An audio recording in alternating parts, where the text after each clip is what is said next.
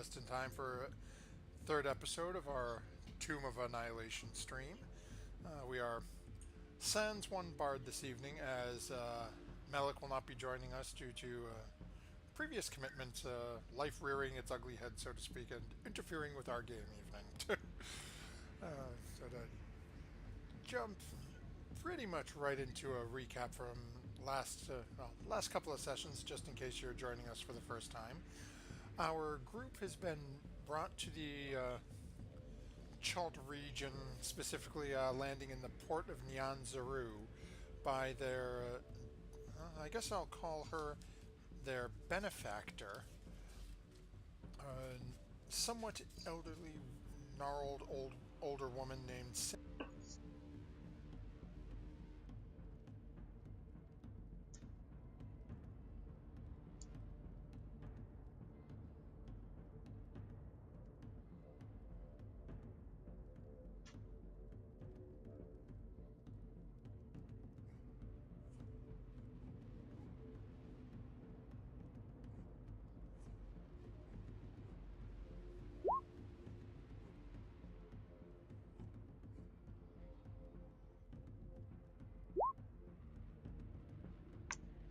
Wow, I apparently hit the mute button and nobody could hear me.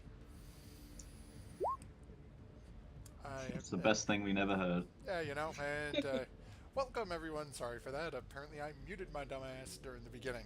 So anyway, I'm not going to run through all that again. Suffice to say, our group was brought to Chult by their benefactor, Sindra Sylvain, advised that there's a death curse going on, and that she's pretty sure something called the Soulmonger that resides somewhere in Chult is behind the whole deal.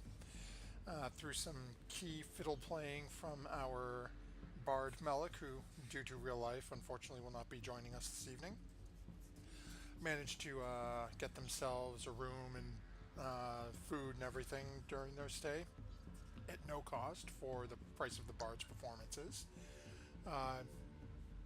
Had a run-in with an acolyte of Savras who had been seeing images in her mind of a group of red wizards in the Aldani Basin.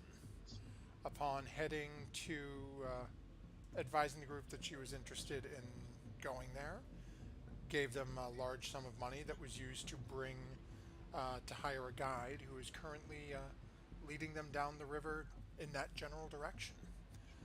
With that, I'm going to bring us over into our game screen. So, I apologize to advise everyone else, we are still waiting to hear back from Roll20 on our video problem. We've put in a inquiry to Roll20 through the developer server, which apparently there have been some people whose games have had this video issue in the past.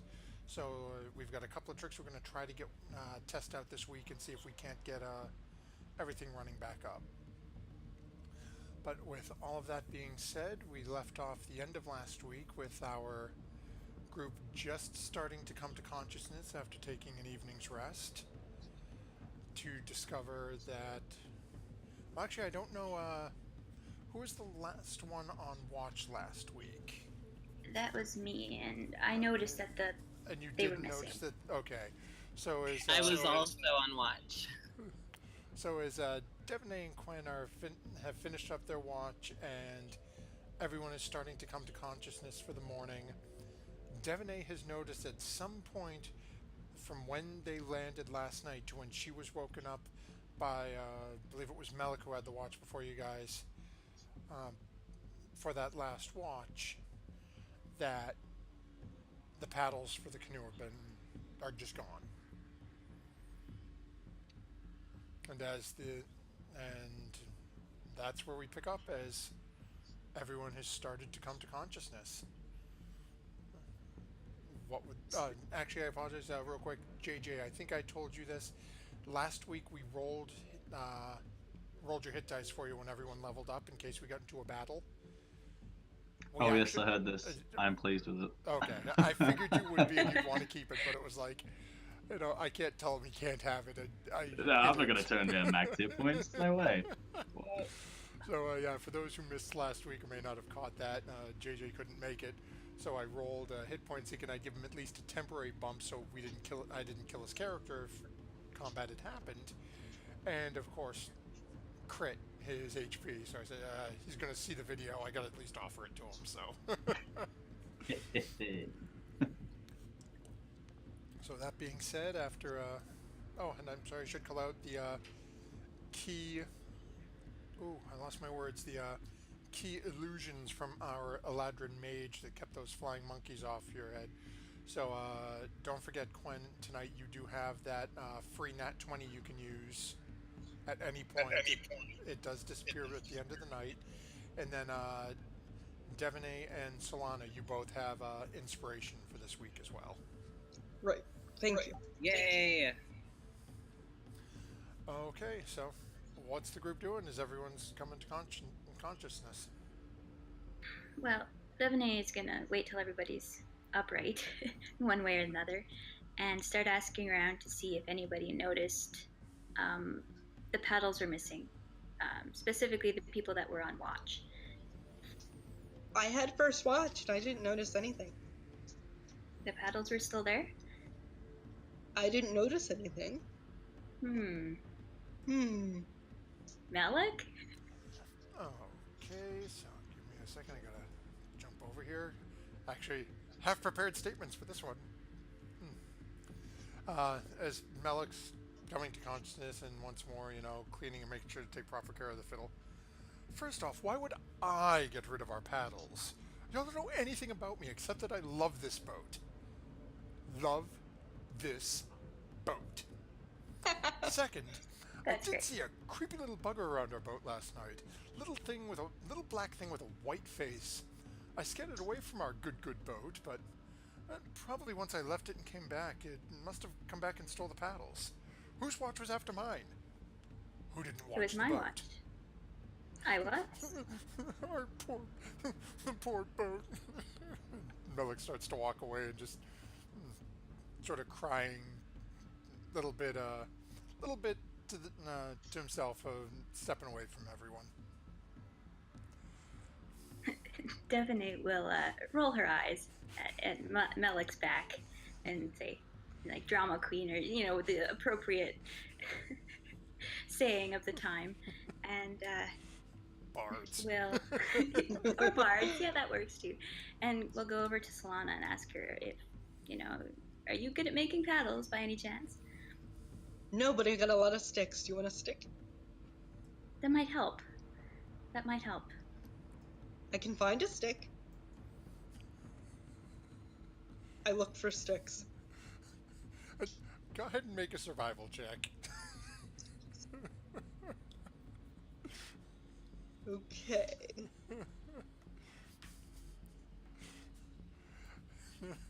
You look around and you start to get a little overwhelmed for a second as you're standing in the jungle. And there is nothing but trees and sticks everywhere you can see, with, a brief about 15-20 foot gap where the river is. You do, as you're poking around though for a few minutes, you do find a couple of decent sized, almost look like large branches that have fallen down from. Doesn't look like they're rotted. Looks like something, some large creature, something must have either bit them or crashed through them. But you do manage to find two decent sized branches as you're looking around. Ooh, will these sticks do? I think so. Yay, we have sticks. We go back in the ore. Oh. So as you guys are getting everything together, Musharib's up as he's tend to be doing recently, and is actually gets a little bit of breakfast together.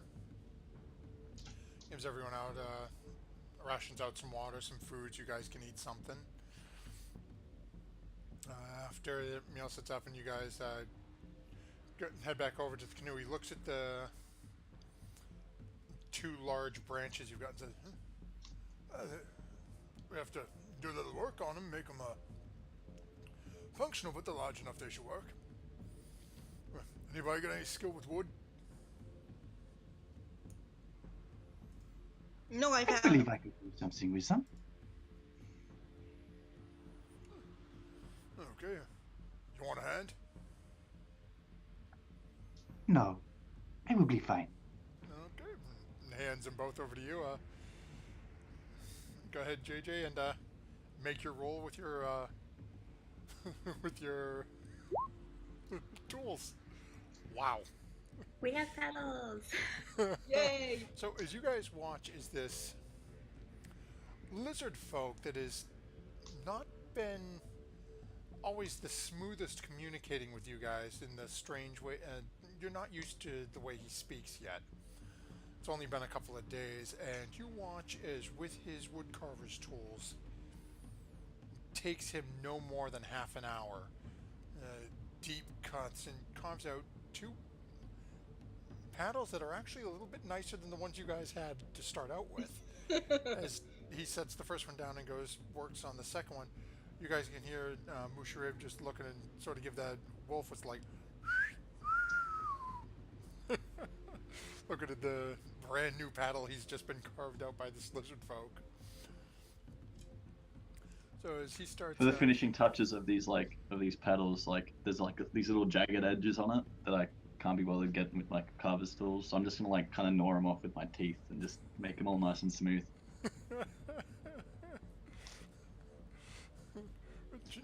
Musharib looks a little strange at that, and then as he nods and starts getting everyone back into the boat to get things moving. Now, I apologize to my players and to those watching. I had missed a step in our travels since we entered the jungle, so I'm going to make sure we get it right this time. Who do you guys want to serve as your navigator for today's journey? This person's going to be making the rolls to see how well you guys are moving. Survival rolls, right? Yep. Alright, so who's got the highest survival? I mean, I got +5. I've got No, plus not 5 me. survival. Not me. Okay, so one of us do. I'll let you take it. Okay. Let me see here. You can also assign it to a NPC as well. So give me a second. I'll tell you what Musharib's got. I don't think he's going to be able to touch either of you guys, but you guys are both. You said you're both at +5. Mm-hmm. Mm-hmm. Yeah. So pretty sure that means it's going to be you, but we'll make sure we give you all the. Yeah, survival. He's a +4. So close. So, yep. Okay, so who is going to be serving as your navigator today? I'll do that for today. Okay, so do me a favor and go ahead and make a brain freeze. Make a survival check for me. Oh, that was not good. Let's see here. Perhaps I should lead us. Let's see. Just checking it again. Okay.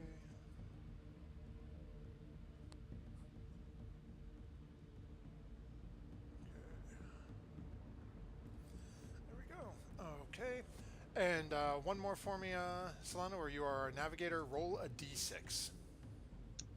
Oh no.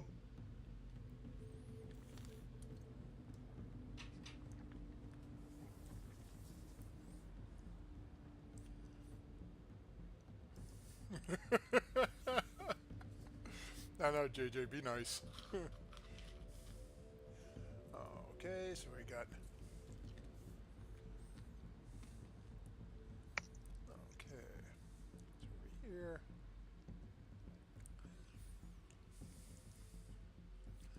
Okay, so you guys bring your canoe back out into the river.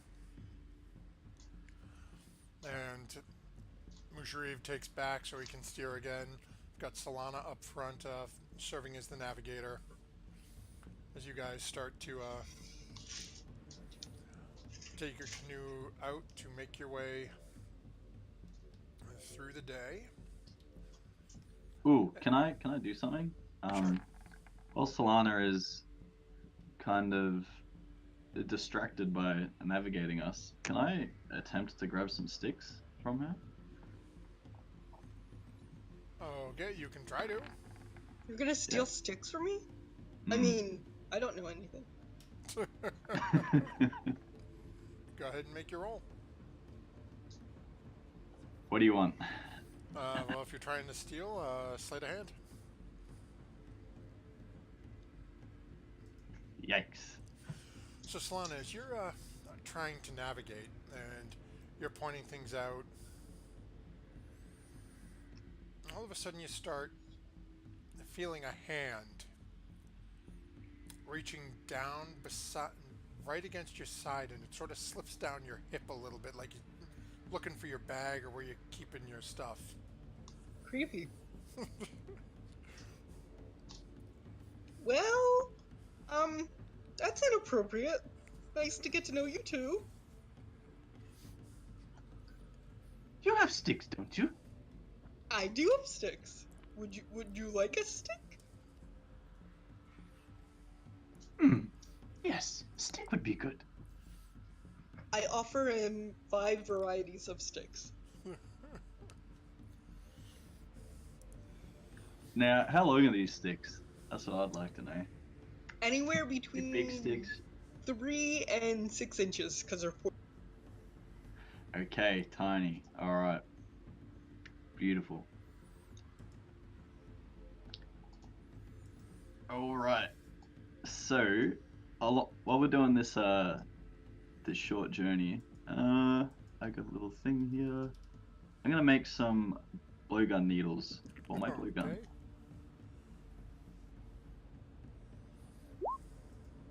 I just copied and pasted part of the lizard folk thingy Okay. into the chat. If you want to have a quick read of that. Ooh, do you Okay. do arrows too? Yeah, can you make me arrows? I mean, it doesn't say it there, but if our DM is kind and willing enough, perhaps. I'll say yes, but you'd have to find some longer sticks, because a 6-inch Okay. arrow ain't going to do much for an arrow. I guess nature. I'll start rolling nature for like sticks.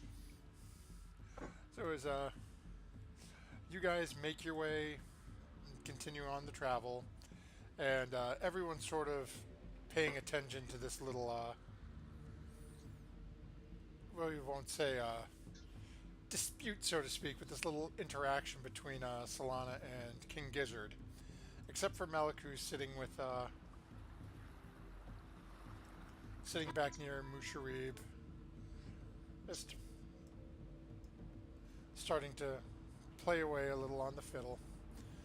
As you guys are making your way along the river, and you travel for about 2.5, 3 hours, and you come to a point in the river where there's a small fork, it appears. Solana instructs Musharib which way to head down, and you guys travel for another 3 or 4 hours down this specific little section of the river before it comes down and gets to a dead end, a small little pond at the end of it. Oops. And you guys come to realize that somehow you guys got a little turned around. So, Hey, look, guys. We should probably turn around. It's in a pond. it's some minor grumbling from Musharib. He manages to get the canoe turned back around and back up the little tributary you guys found yourself on. Back out towards the main river, and then turns down the opposite fork to continue on the way. You guys manage to take your travel, get through another another day's travel. Not quite as far as you anticipated due to the little detour. But as you guys are coming up, and it's getting to be around 8, 9 o'clock at night, Musharib calls to the front of the canoe to Solana. Getting about time to make camp. Which shore you want me to pull onto?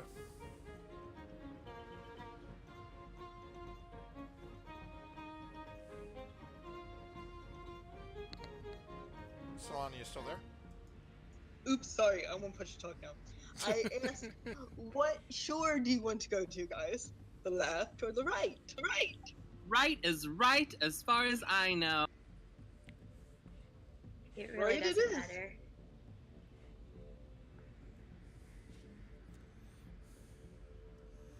Okay, so you've got... Mushari pulls you guys over onto the shore. And everyone hops out of the canoe, much like your previous night's camp. Mushari pulls the canoe up onto the shore. Helps everyone start setting up their tents. This time, though, Mushari takes both canoe paddles with him and puts them next to his sleeping location. Fair enough. And proceeds to get dinner started for everyone, so everyone can have a nice meal. And as everyone's getting situated, he looks around with one.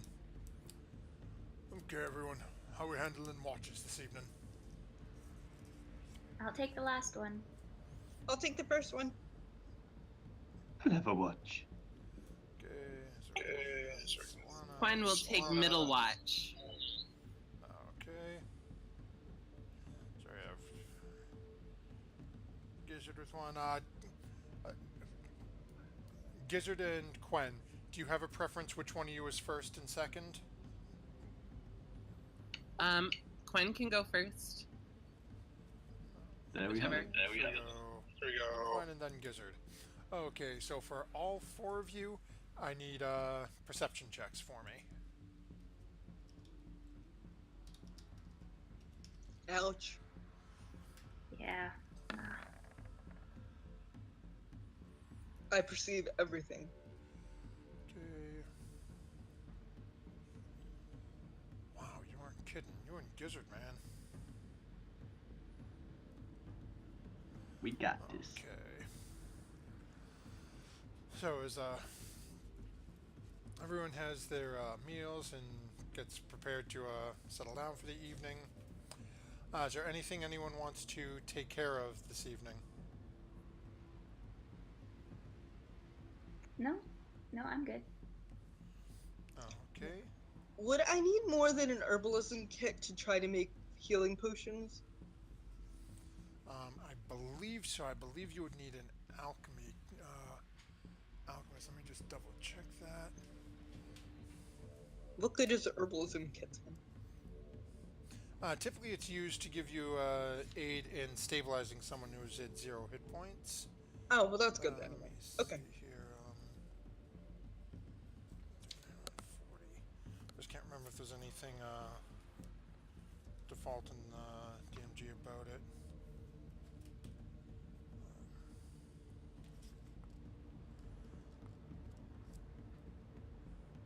Okay, I know I've got mixing. I don't have anything that I can find necessarily on brewing them at the moment. So we'll see Okay. what we can find out here for you, though.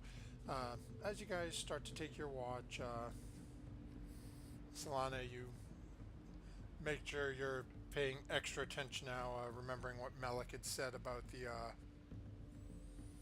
about that little black creature with the white face. So you start making sure to circle around, double checking the canoe and keeping on a full loop around it. Goes through your 2 hours. You don't see anything out of the ordinary at all. Your watch comes to an end. It becomes time for you to alert Quen for his watch. Quen! I'm here. I'm awake. Hi. Yes. Okay, it's your watch. Oh, wonderful. Time to practice.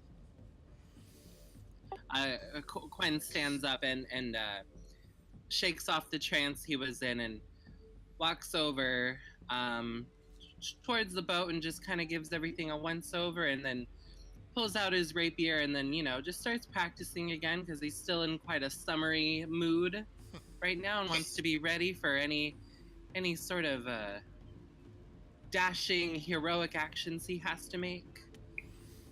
Okay, so Gwen standing over near the canoe and spends a couple of hours practicing, sort of half keeping watch, more alert if people are coming in, not necessarily to the finer things that may or may not be happening around, but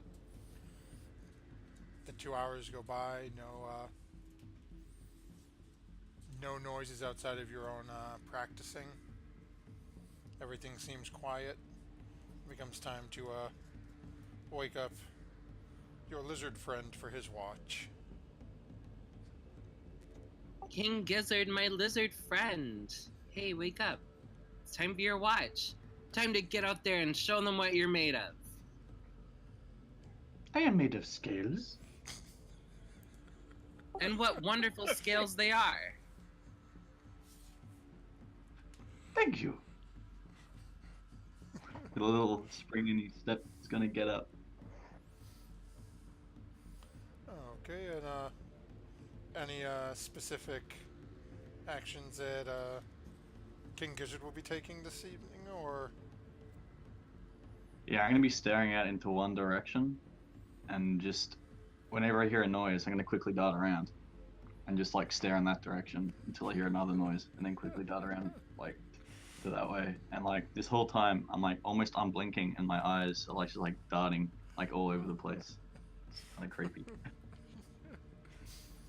So, as King Gizzard is verbatim doing that exact thing, and you watch and you hear minor noises in the distance at points, the rustle of the leaves, occasionally a crack of thunder off in the distance. You don't notice much that really draws your attention beyond that as you're sitting there, and again every once in a while the head turns around as you hear leaves in the distance or a splash from the river, but you don't see anything that really puts you on alert. A couple of hours goes through. Becomes time to wake up Devaney for the final watch of the evening. Sounds good. I'm just gonna kind of like kneel down next to her and like kind of shake her really hard. And in draconic, I'm gonna say, Soft one, it is your watch now. Divinay slowly opens one eye, even though she's probably been shaken very violently. And says, I understand. Go away. And she will get up and stretch a little bit and then start walking in rounds, keeping an eye on everything that she can. Okay, so Devaney, as you're making your rounds across the area you're going through, and everything seems calm to you. You don't even really notice the breeze through the air. Occasionally you hear the distant crack of thunder, but nothing else really catches your eyes or ears. Your watch continues through to the end, and slowly you start to notice Musharib and the others starting to wake up for their day. As you make your final loop around, from what you can tell, everything is as it was when everyone went to sleep. Musharib starts getting breakfast together for people, and what does the party seek to do with the day?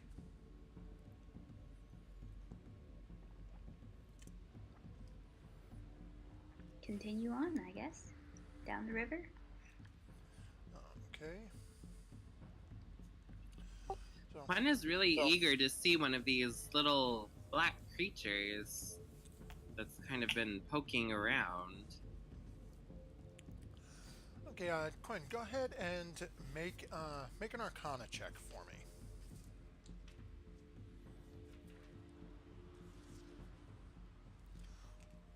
Wow. Crushed it. Ooh, So- yeah. As you're thinking back more and more to what Malik had said the day before about these strange little creatures of black bodies and white face, you're took you a little while. You didn't give it much thought at first because they were messing with your stuff. You weren't really interested so much as a little irritated that they would come in and mess with your things. But now you're thinking about it more, and you're getting more and more interested to see one of them. And you start remembering back to the descriptions and the different things that you've read about creatures in this area, given where you're going to be heading to. And I think I showed you guys this last week, but just in case I didn't, Yep. They're Here so are- cute. here are our little creatures. Quinn, now you remember these things called Chowinga, which are small elemental spirits that tend to live in plants and rocks, are extremely shy, almost xenophobic, and prefer to move only when unseen. So it's much as you want to see one, you realize it's going to be very difficult to catch one unawares. One wonders if he can maybe get one for a familiar.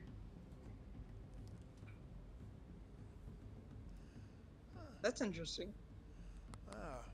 May have to tweak a little. We'll have to see what'll happen. So as you guys finish up your breakfast and Mushrib starts getting everything packed back up to help out and moving stuff into the canoe. Once more we go back to the group, and who will be taking over navigator duties today? Not me. Oh, JJ just left though.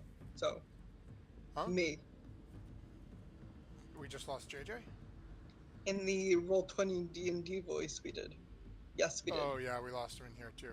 So what we'll do, he must be having a connection issue at the moment. I know King Gizzard had cracked the joke about taking it over. What I'll do is I'll pull up his sheet and we'll make a roll for him. And then or it's DM rolling for him. If it's absolute crap, then we'll have Solana roll. So we'll see here. Okay. So we got King Gizzard rolling for survival. Okay. He got what he needed, so we will run with him doing this for today. Much better than me. So and Quinn, one of our viewers, Digitio, says you should just start picking up rocks and hope it's one of them lives in it. Okay, yeah. Yeah. Why do I'll that do anyway?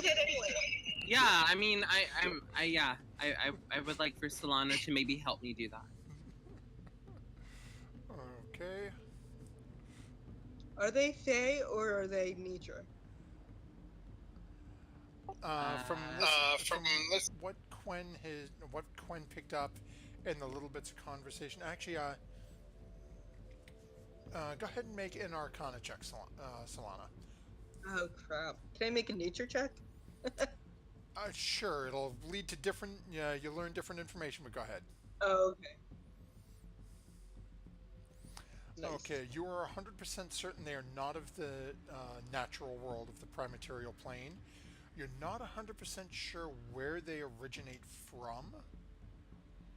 Well, actually, I shouldn't say that. I'm going to say actually you would know this as Quinn would as well from his role earlier. You do know they're not natural creatures; they're elemental. Okay. So tend to be basically pretty small and fairly harmless, but a little bit of a I guess I'll say prankster, not really a thief. For those who may or may not have read the Dragonlance books, more like a kender, a borrower. They take items, but they tend to leave things in their place. Okay, and let's see here.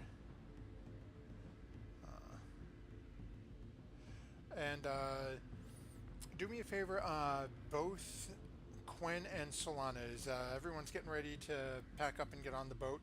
You guys are both going to run out and each just grab a rock. I want you both to roll a D100 for me.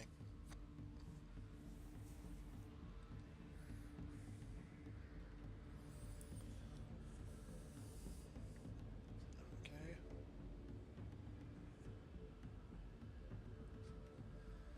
So as you guys pick up the rocks and look at them, you know, the two of you looking at each other, you both know, sort of shaking the rocks, holding them up to your ear, trying to get some feel. You listen in the background as Musharib and Sir Gizzard are yelling to hurry up and get a move on it. And neither of you notice anything about the rocks, shaking it, nothing. You can either take them with you or you can drop them back on the ground. Is it shiny? Not so much. It's sort of it was half buried in the ground. I drop it.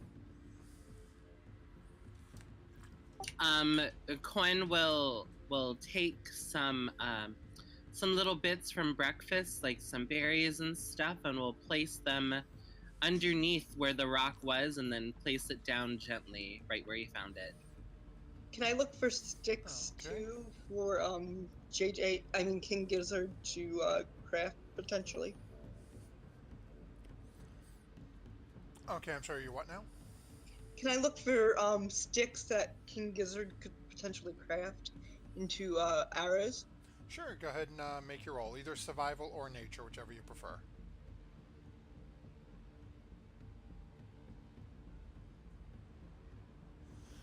Okay, so King Gizzard is just about to come back in, and you easily managed to find, we'll say, 8 or 9 decent length sticks. Looking at it, and you're pretty sure, given how well King Gizzard worked with the with those branches you found the other day to make oars, you're confident he can make some fairly nice arrows with these. King Gizzard, could you make us some arrows with these, please? Me and Lennon need them. Me and Quinn need them very much. Please. Please, please, please. Would you like them to look a particular way? Oh yes, please. Oh, if you do help, I'll be sure to share some of my dinner with you. That depends. What's for dinner?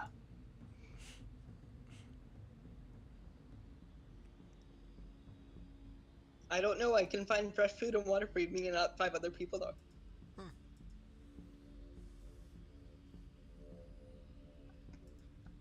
I will try. I've never made arrows, but it should not be too hard. Thank you, thank you, thank you. So as you guys start making your way down the river. Now I will mention, JJ, currently you are navigating. If you want to make your, if you want to try using your woodcrafting tools to do this while you're navigating, you would have, let me see, oh, you would have disadvantage on that roll. You can wait on the arrows. Or you can wait till you make camp.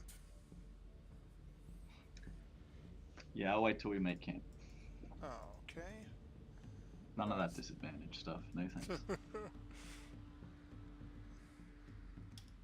So is oh, and we rolled a survival check for you for your navigating. Beautiful. So as you guys are making your way with King Gizzard at the helm, calling points out, you notice you seem to be moving nice and easy down the river, past a couple of small tributaries that seem to lead back into the trees. Some of them on the southern bank seem to heading down the right direction, but King Gizzard is adamant keeping you on on the straight and narrow, so to speak. Actually, what we're going to do to make things a little easier for you guys is I am going to bump this. Where's my lair? Token lair. Okay. Come on. Why ain't it moving? There we go.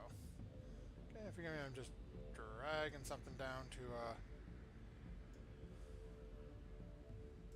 with King Gizzard's aid here.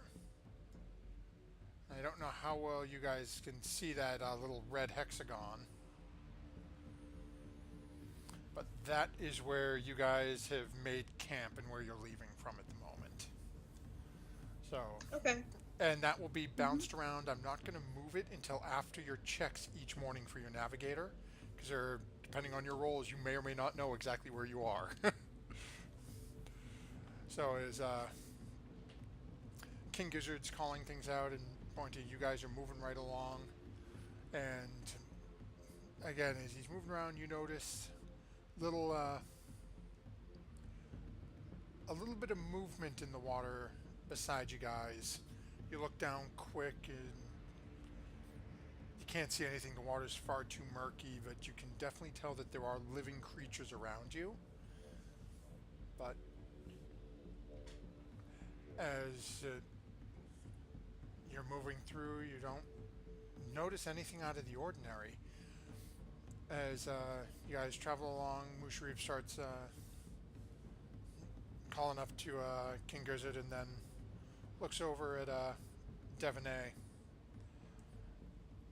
And then at Quen and Solana, and sort of leaving Gizzard to do his own thing, but speaking loud enough so everyone can hear. Says, "Oh yeah, nah. We should be not more than 1, maybe 2 days out from Camp Righteous.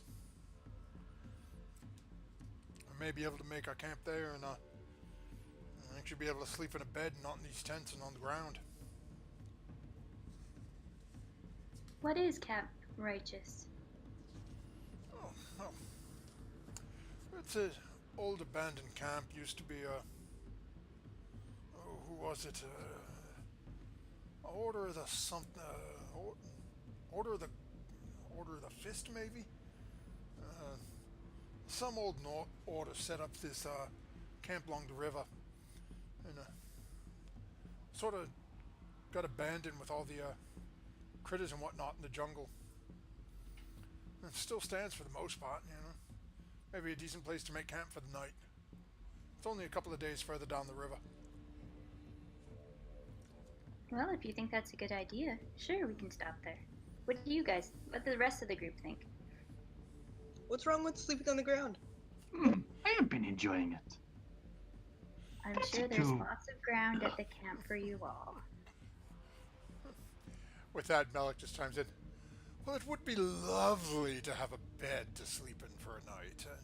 I don't know about the rest of you, but I'm missing the inn.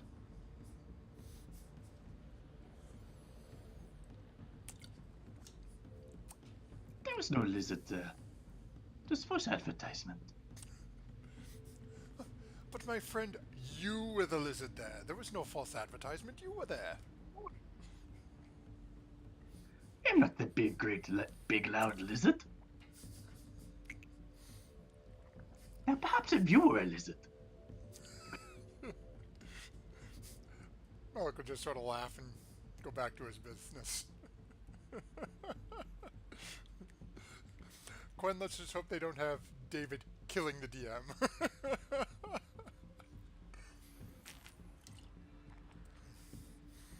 There was a... oh my god, even Digitio was saying the same thing. As you guys make your way down, easily 10, 12 hours passes. The communication between Musharib and King Gizzard seems to be working flawlessly. You guys actually think like you're moving a little better than you anticipated to today. The sky's been clear. You've been hearing poor weather in the distance, but nothing that's been affecting your immediate travel. Once more, as dusk slowly starts to turn into night, Mushariv yells up towards King Gizzard. Okay, up there. Which bank we going to? North or south? I'm just gonna. Let's go north. To the north bank. Okay, so as Mushariv slowly banks the canoe over to the right, pulls up onto the north bank. Guys, go ahead and start setting up camp. As everything starts getting set up,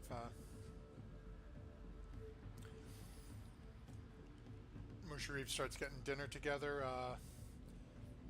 with help from Solana, grabbing some nuts, berries, things that you guys can find in the jungle. Which now that Mushariv's more aware that Solana can help out with this, all of a sudden he starts telling people the meals are going to be getting a little better. Huzzah! You guys sit down, have a family-style meal together, and as the group of you are around the fire, once more comes time to settle up and find out who's taking watches this evening.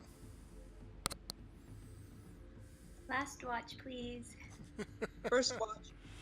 Okay, so it's more Devaney and Solana breaking up first and last. Okay, at this point, we'll say Melik will volunteer to take one of the watches. I'll watch. Okay, where Melik's not here, which do you want, second or third? Second or third? I'll take that. Okay. Can Gizzard make arrows during this time before watch? Yeah, definitely. So you guys are sitting around and eating. It's just sort of having that little bit of relaxation time after the long day. Go ahead and make your roll. Whatchamacallit? King Gizzard. And Slav, what did we say you had found for how many did we say earlier? 8 or 9. Okay, we'll call it 9. And Jesus, those rolls, JJ. Easy, you guys watch as Awesome. all 9, 6 you find King Gizzard flawlessly. No problem with all 9 of them. Gets 9 perfect arrows. King Gizzard, anything special you're doing on these arrows? Any designs? Anything? Oh, absolutely. On every single one of them, in Draconic, I'm carving my name.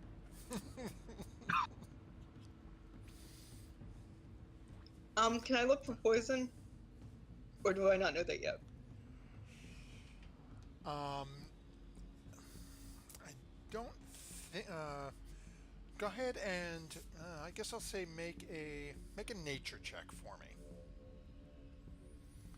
No. No, I do not. Yeah, it's as you think about it and you're looking around, you're going, it's a jungle. There's going to be poison. I don't know where to look. So Okay. you know there's going to be something in here that you can use. You're just really not sure what to look for right now. I humbly offer King Gizzard some more 4-inch sticks in exchange for the arrows and thank him graciously. Thank you, thank you, thank you.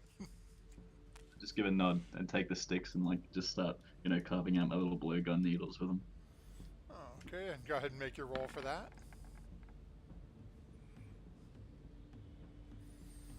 Oh my god. Please keep rolling like this. This is great. I'm wasting all my good rolls. I'm Yeah, but carving. you guys are going to come into combat and he's going to start rolling 1s and 2s. Okay. I give half of my arrows, 4 of the arrows to Quinn.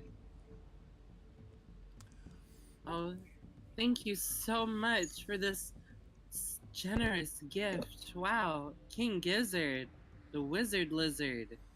These arrows are so beautiful.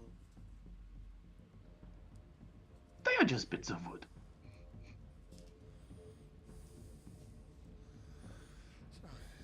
you guys, as all this is going down, I need perception checks from Solana, Gizzard, and Devaney. And then we will have Malik roll one as well.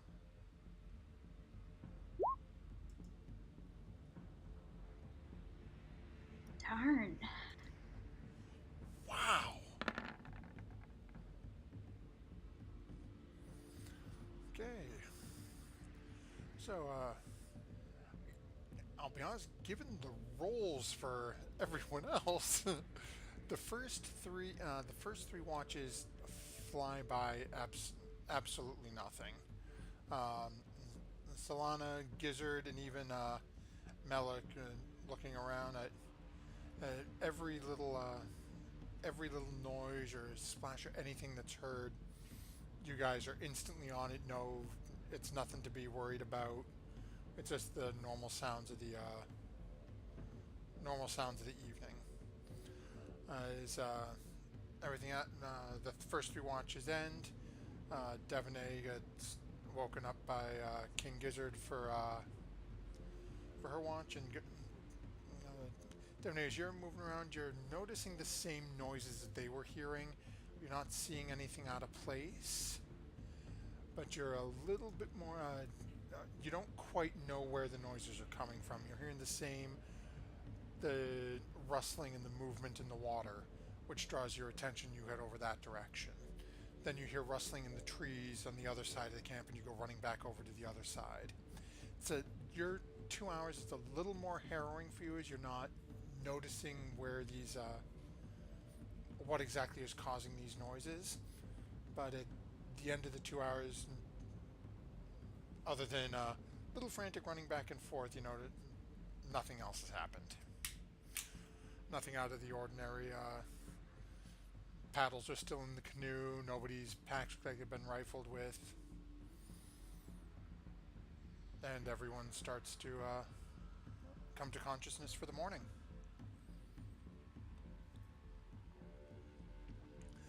What is the group's plan for the day?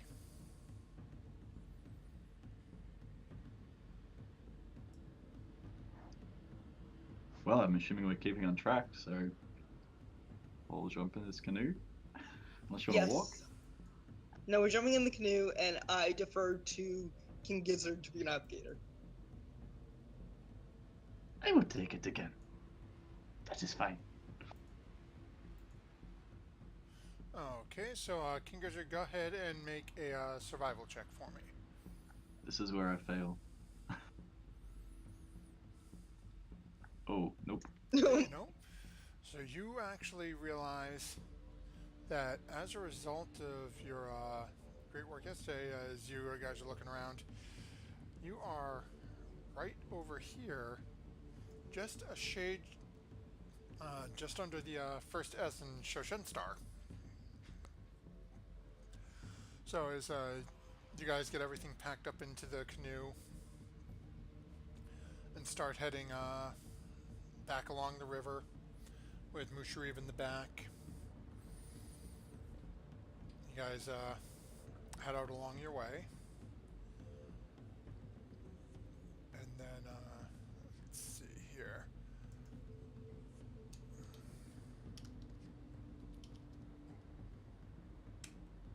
Okay, you guys start heading down for the first couple of hours, leaving the morning. After breakfast, everything moving right along. Don't seem to be having any problems. You don't notice anything really out of the ordinary during your travel. It gets to be just about a little after lunchtime when Musharib sort of points over towards the south on the left-hand side of you guys and says,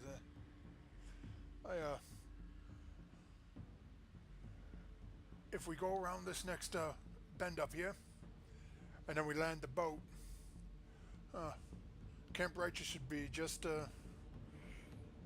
maybe an hour's walk in there. Can take a look and see what's going on. So you guys follow keep following the river around that next canoe. Gets to be about 3:30ish, maybe almost 4 o'clock in the afternoon as you make it around the next deep bend, turning slowly southwards. And you're telling me, Digitio, it's not for lack of trying. You guys come around, and then you can see sort of off in the distance a little ways to the south from where you guys are, a sort of clearing in the jungle. And once more,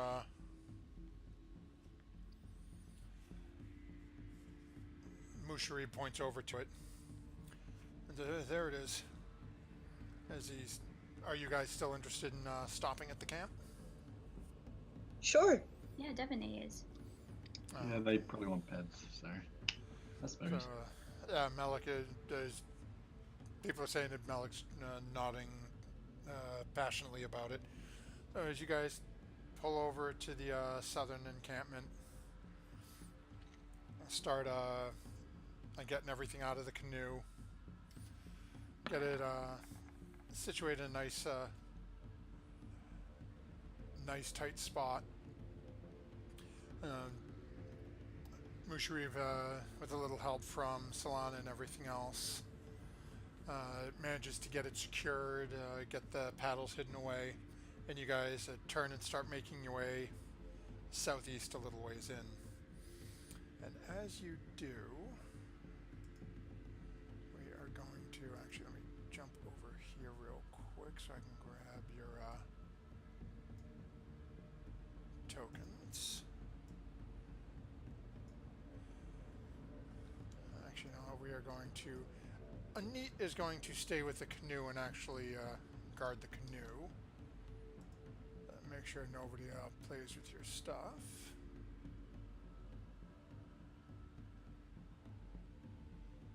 Okay. And...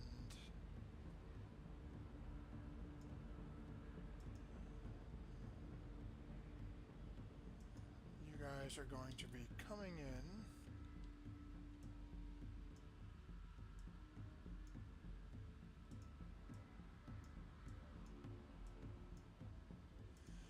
from right up here. Okay. So forgive me, hopefully when you guys load onto this other map, do you all have visibility?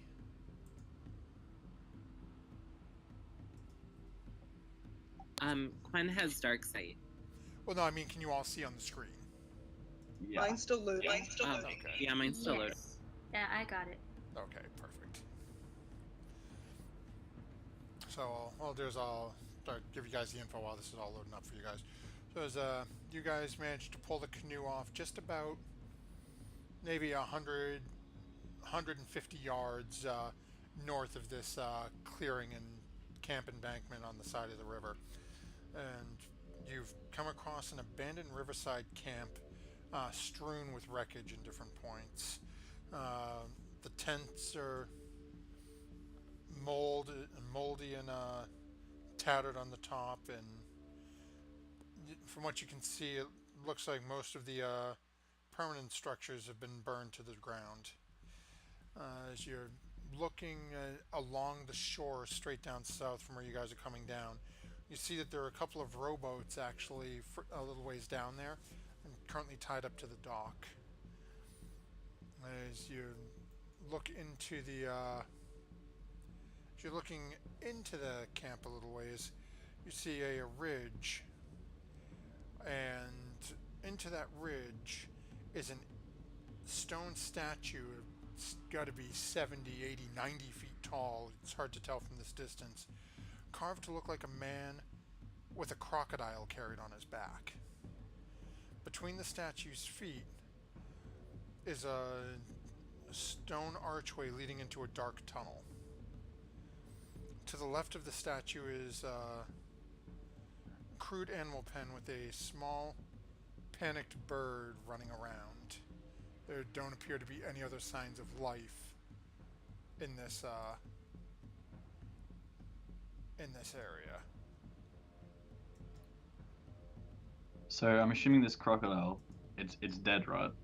It's like it's meant to be depicted as a dead crocodile being carried.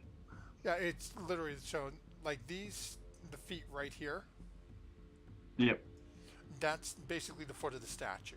So as you're Oh. looking up, it's a giant stone statue of a man carrying a crocodile on its back. As you're That's looking at the, Roman. as you're looking at the crocodile, and go ahead and make a perception check.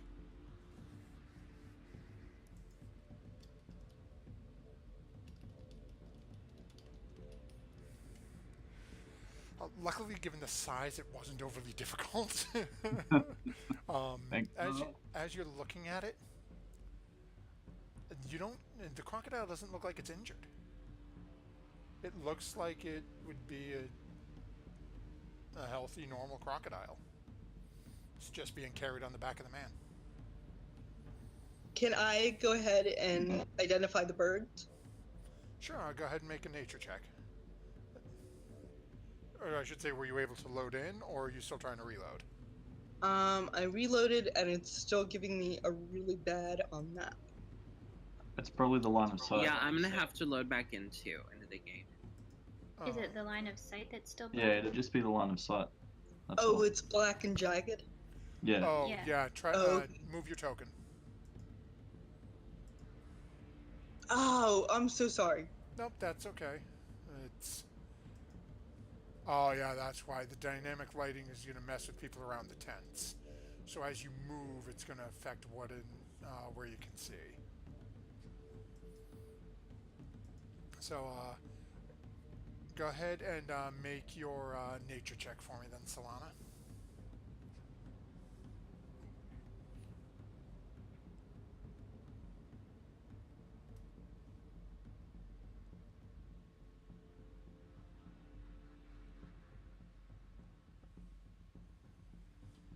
Okay, as you're sort of moving around and you glance over at it, it's you look at it. It looks to be a little baby axe beak. Looks like somehow it got itself trapped in the pen. Does anyone know if these are dangerous or not? Otherwise, I'm gonna free it. With your role, you know that adult axe beaks do tend to be a little violent. You Oh, don't never mind, guys. You don't have much experience with the babies, though. Okay, Quinn, come here. Oh, Okay. yes, okay. Okay, Yeah, what is it? I'm gonna free this baby axe beak, and if it starts to nom at me, shoot it. Well, I suppose all life is doomed to end anyway. No. Quinn says in this. If it noms at me, it won't nom hard. Well, if you say so. Glenn is feeling wintry, I guess, or summery. So as you walk over towards this animal pen, you can see this tiny little baby axe beak is just sort of running around. It sees you and sort of scoots away from you a little bit. Then sort of runs back up towards the gate and runs back away. I open the pen and free it. Okay. As you open the pen, all of a sudden, little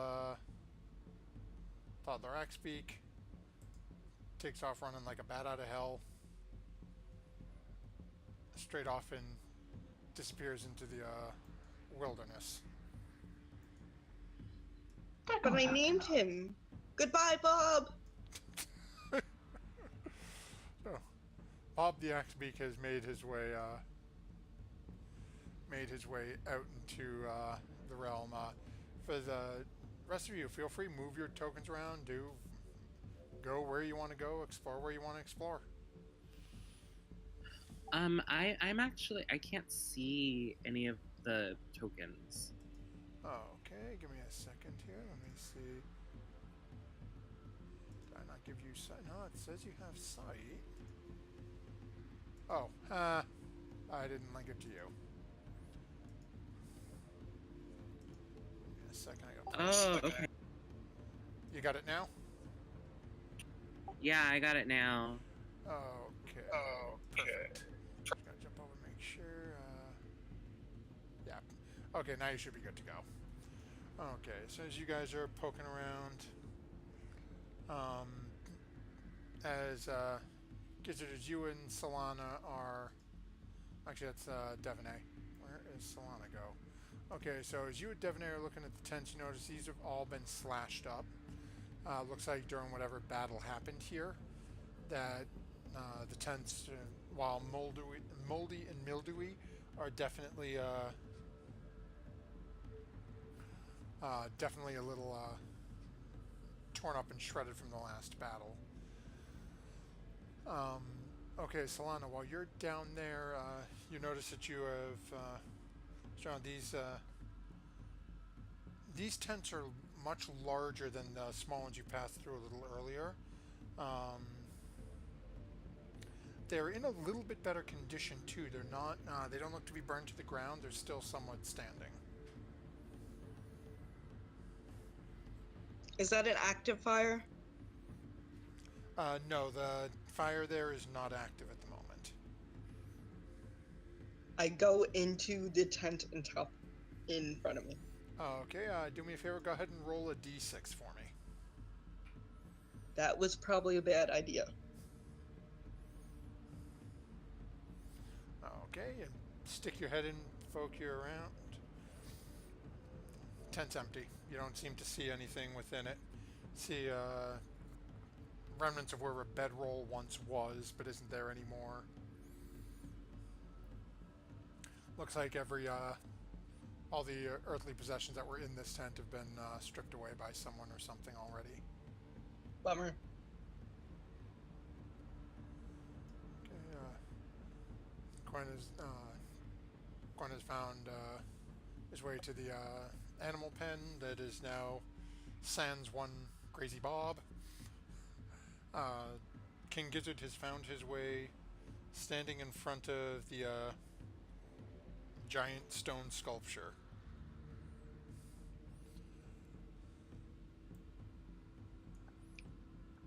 I'm gonna walk up these stairs and just kind of like peer inside. You said there was like an archway between his feet, didn't you? Yep. Yeah, so as you can see, I'm assuming you can see clear into like right here, right? Yeah. Yeah, so as you're stepping up towards the archway, from behind you, you hear Mushru, House of the Man and the Crocodile. Man and the crocodile. Tell me more. Legend has it like this. In the early days of the world, man stood by the banks of a river, frightened. Crocodile raised his head from the water and asked, "What troubles you, cousin man?" Man says, "I needs must cross this river, but I fear to enter the water alone because it teems with your brethren."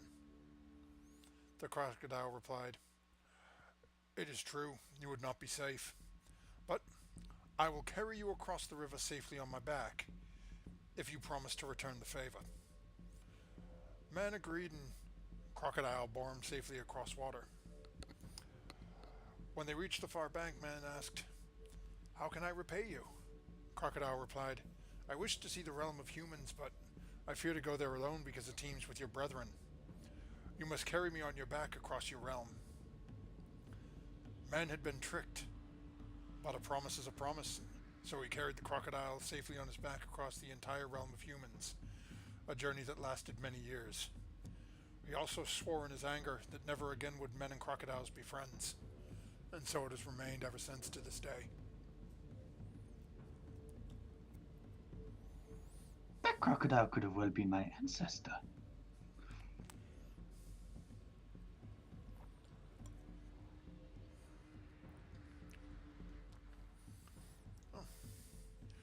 So, you taking a look in the shrine then? I think I will. Okay, so as Gizzard goes to make his way into the shrine, Quen, Devaney, what are you guys doing as the lizard starts to head in? Quen is going to stick outside because he's still moody and a little bit like that. Okay. Devaney, what are you doing? I'm going to follow him because I'm Okay. curious. Solano, what are you doing? I'm exploring. Okay, so as you make your way down there, you find yourself looking at what appears to be a rather badly burned out wooden building. You can see overturned lamps, started fires in different parts of this, what appears to be some sort of a shrine or temple. You can see that there used to be piles of material where you can tell the fire was specific, especially hot and burnt everything out. As you're poking around in there, you do see a small flash of silver hanging by a leather thong on the wall. Ooh, shiny! I grab it. Okay. You pick up its little silver item. Go ahead and make a religion check for me. Oh god, I was afraid of this.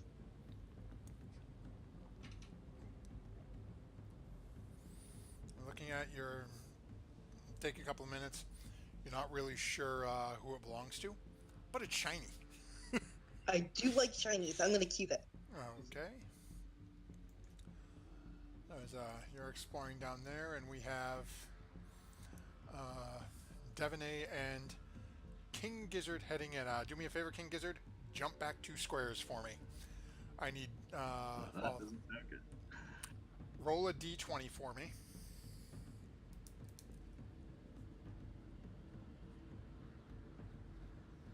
Okay.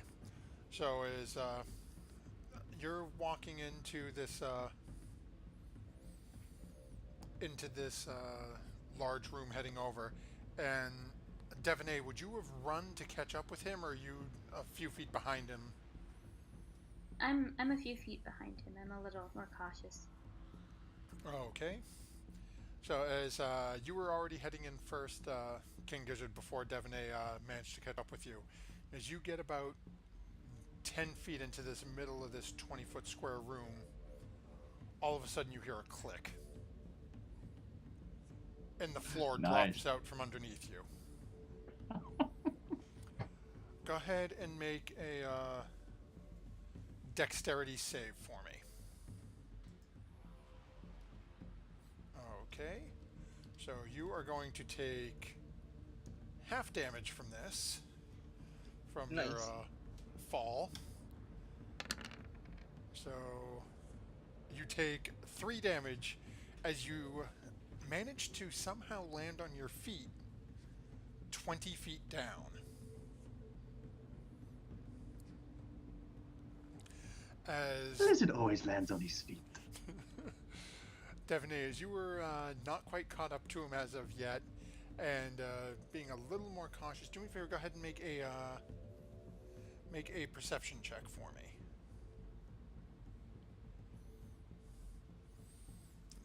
You don't really see what triggered the trap, but you do notice that there is a very thin ledge on both sides of this pit, as almost the entire floor has dropped open.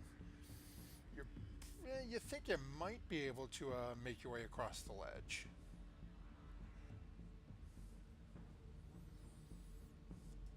Looking down, I can see King Gizzard. He's about 20 feet down in the darkness, but yeah, you can see him. All right, I'm gonna yell out at him. You want a hand up?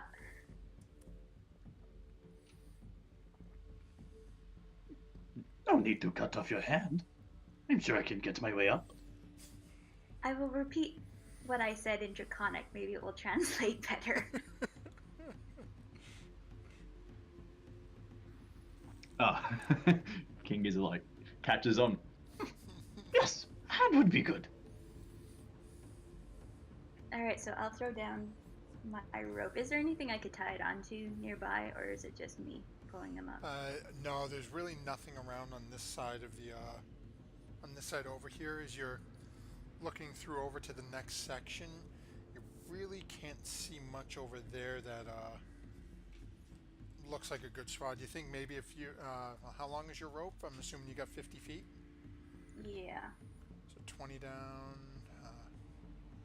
25, 30, and you could probably lower it down and then tie it off to something around out front, one of the toes or something like that. Okay, yeah, my other option would be to see if Musharib is still there and yell out to him, come help. Yeah, Which I might do anyway. We'll make it easy. Musharib will come popping up and give you a hand. Alright, I don't want to fall down the hole too, so. Okay. Yeah, so I will put my rope down and say, hold on, we're pulling you up. Takes you no more than 3-4 minutes, if that, between you, Musharib, managed to pull up, managed to get King Gizzard pulled back up, and you both find yourselves over on this side of the trapdoor. Perhaps man and lizard were not meant to be friends. Good thing I'm not a man. So are you guys going to try making your way over to the other side? Oh, hell yeah. Okay, I need an acrobatics check from who's ever heading over. I'll stay on this side. Okay, King Gizzard, you're somehow managed to find your way just across that ledge. You move past it with no problems. Woohoo! Yeah. Okay. So as you head into the next section of the room, go ahead and roll a d20 for me again. This place is a death pit.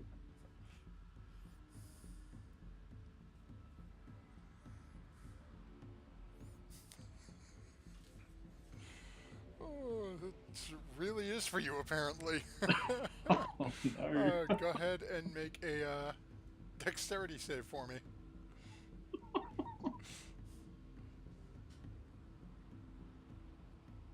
Okay, that will actually handle it. So as you're walking through this next section, and as you walk in, you notice the ceiling is staying about 20-25 feet tall, and it is just draped. There's nothing but cobwebs and dust all over here. As you step out, all of a sudden, once more you hear a slight click, and as all of a sudden you sort of drop down to a half-crouched position as a giant scythe blade comes whisking inches above where your head just was as Oh you my ducked God. underneath it. Can he make like investigation checks or insight? He could definitely do so if he chose to. He just hasn't yet. No, I'm not going to. I'm So, refusing to. As you see, seems to be something on almost like a circular arm with at least 2 blades on it that are just spinning through and cutting into the middle of the room now that this has been triggered. I'm just gonna keep to the wall. Stay away from these spinning blades. I'm just assuming this little shrine is like racist towards lizards, because no one else has been targeted by these cruel I'm inventions. just not going in, so. So as you make your way through watching these traps that have now been triggered, you manage to make your way through this next section of the area, and as you come to this the end of this room, there's a wall in front of you, and there seems to be the wall's about 7 feet tall.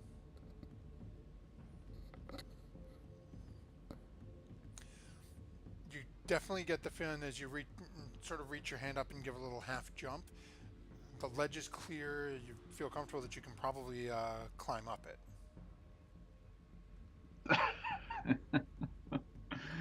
Oh, King Gizzard would climb, but I wouldn't. I'll climb.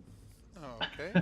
I'll climb it. So as you just climb up into this next section of the hallway here, you look into the room and you see that there is a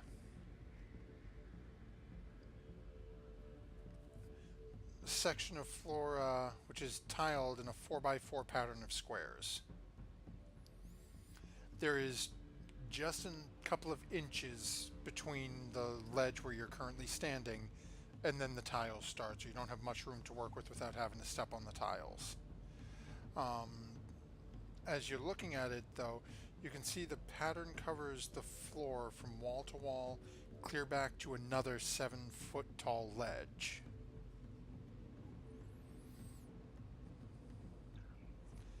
All right. Now he's starting to click on. He's like, might try check for some traps.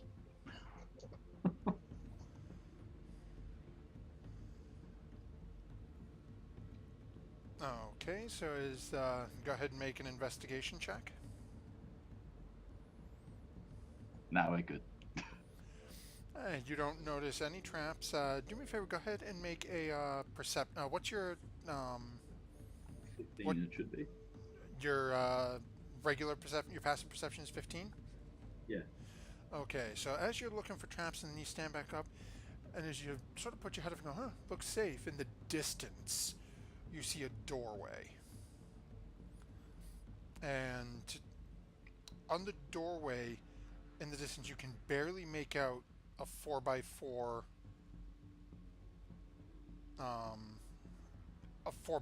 pattern on the door.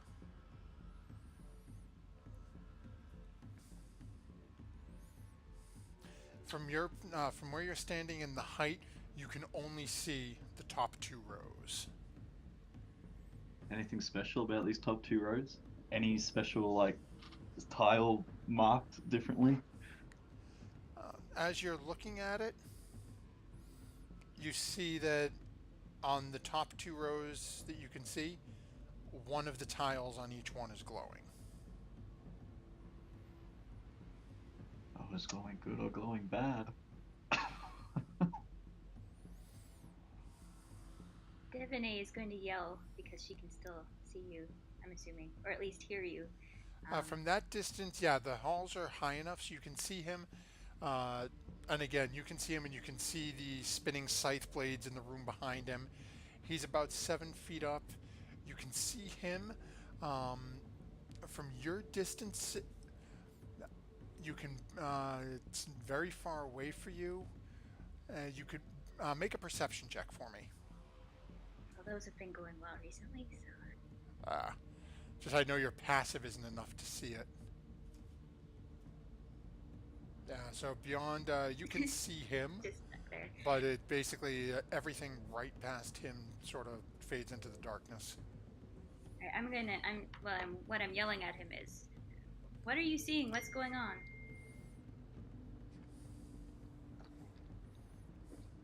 I see tiles. Glowing squares on doors. 7-foot walls. Spinning blades. Pit. Walls. You. Mushy rib. Outside. That's very clear. I'd like to know more about those squares, though. They're just squares on the floor. Just a nice design. You humans love designs. I'm not a human. You all look the same to me. You don't have scales. You're not a lizard. You're soft. That's why we wear armor. That's right. To be more like the lizard people. Just a word of caution, though. I don't think those are just tiles. So if you do decide to jump down and step on them, be careful. And we're gonna pull back from you two for just a minute. Quen, Solana, what are you guys doing at the moment while all this is going on in there? I'm checking out the docks and the boats. Okay. And Quen, what about yourself? Quen will kind of just tag along behind Solana very slowly, carefully, quietly. You know, he's still kind of looking at all the things and all this destroyed stuff and feels really kind of sad about what happened here and is just thinking about all the awful and atrocious things everyone here must have felt. Okay, so as you guys are checking that, Solana, as you're looking over these canoes, you can see that the canoes seem to be in fine condition. About the same as the one you guys have parked a little ways up the, little ways past this camp. It's got a couple of, each canoe, much like the image shows, has a couple of paddles in there with it. Beyond that, nothing else notable about them. And Okay, Quinn, fair as you were starting to follow over Solana and this was going on, you would have heard the sort of half-shouted conversation between Devaney and Gizzard as well. Solana, you were already down further that way, so you wouldn't have heard it. And I'm going to toss this out to the group. What do you guys think Melik would be doing? Would Melik have followed after the lizard through this? No. Or... I think Melik would have been doing Melik's own thing. fair enough. So, for argument's sake, we'll just have, you know, Melik's ignoring everybody and just sitting up on the pinky toe. Fiddling away.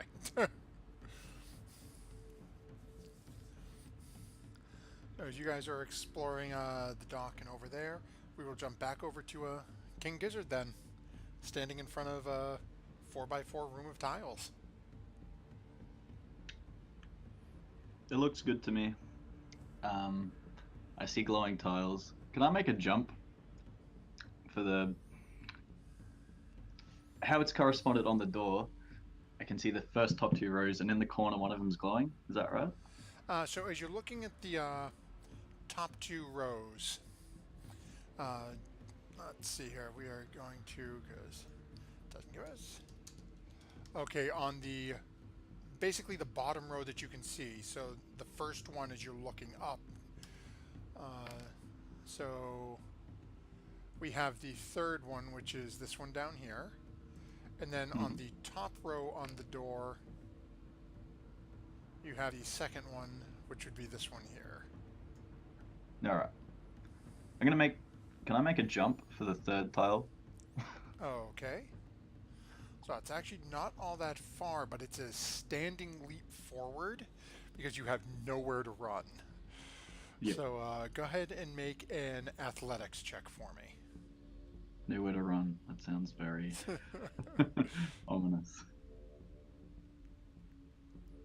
Yikes. I'll be honest, it's only set at a 5 because you're only jumping 5 feet. Whew. So do me a favor though. Actually, no, we'll leave it at that. You managed to jump over, you land on this lit up tile, and as you land, you feel it sink down about about an inch.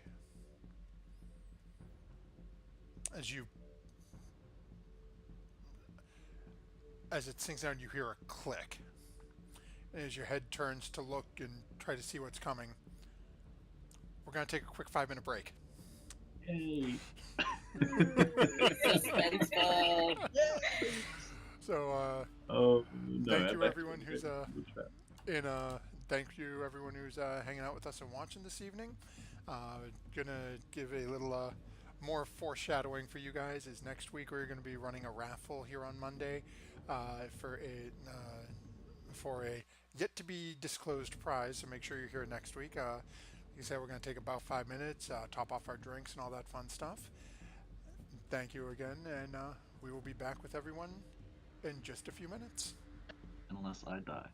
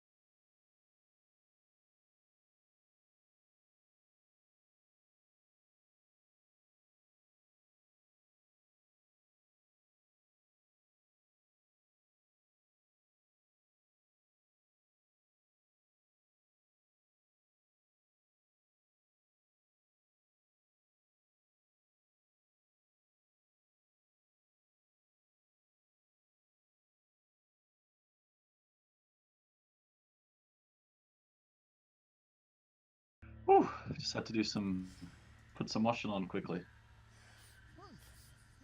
Perfect timing, JJ. Why? So, What happened? What did I do? right as you say that, right as I'm hitting the live button. Oh, So, damn. congratulations, new viewer. Welcome, Carl. Thanks for joining us. We are currently in the middle of exploring Camp Righteous. So, for those who are just joining us, our group has slowly been making their way down the. Actually, let me jump over here. Is a quick. Oh no, my system's gonna have a mental breakdown now that I did it. There we go. Okay. Our group is slowly making their way down this river all the way up here, and has found themselves at Camp Righteous. Currently, we have a couple of members of our group. We have Melik. Melik is sitting on the pinky toe of this large sculpture, just relaxing. We have Solana and Quen down near these larger and slightly better conditioned tents.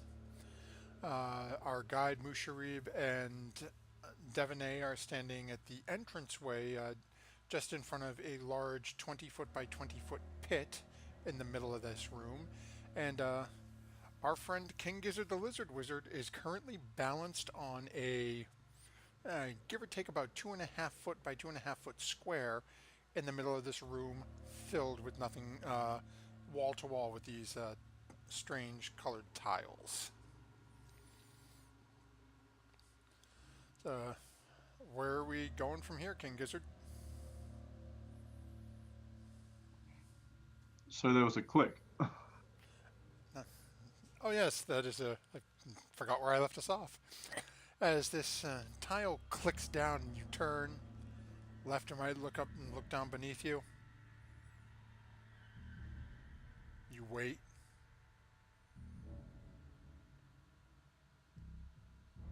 Six seconds. 12 seconds. Eventually 30 seconds goes by and nothing happens.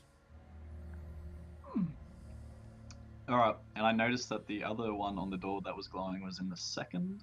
The Yep. second one? Yeah, so it's Alright. basically as you're looking, you look down at the tiles in front of you, and diagonally to your left is is where the next tile is that was lit up on the door.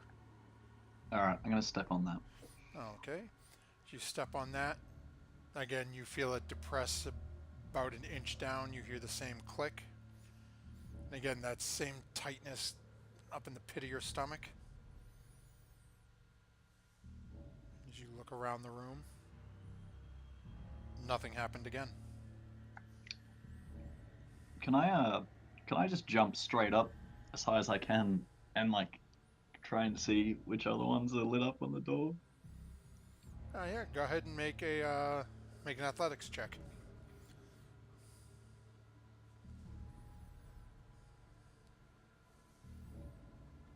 Nope. Nice. Alright, can I try and scramble up the wall? Because I'm right by it. Yeah, you're right in front of it. So as you manage to climb your way up the door, or up the wall, you find yourself standing in front of a door. Again, as you're looking at this door, you can see the tiles have been laid out in that same 4x4 grid that you had seen on the floor. And as you look, you can see the top, the second one in, the third one in on the second row, the third row, it's the second one in again, and the fourth row, or the bottom row is the fourth one.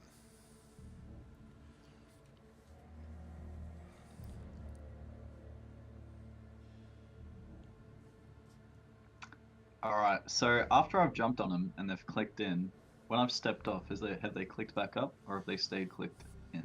As you look back down, they've raised back up. You don't notice anything else.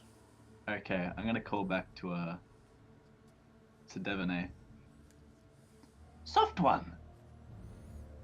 I need 3 people.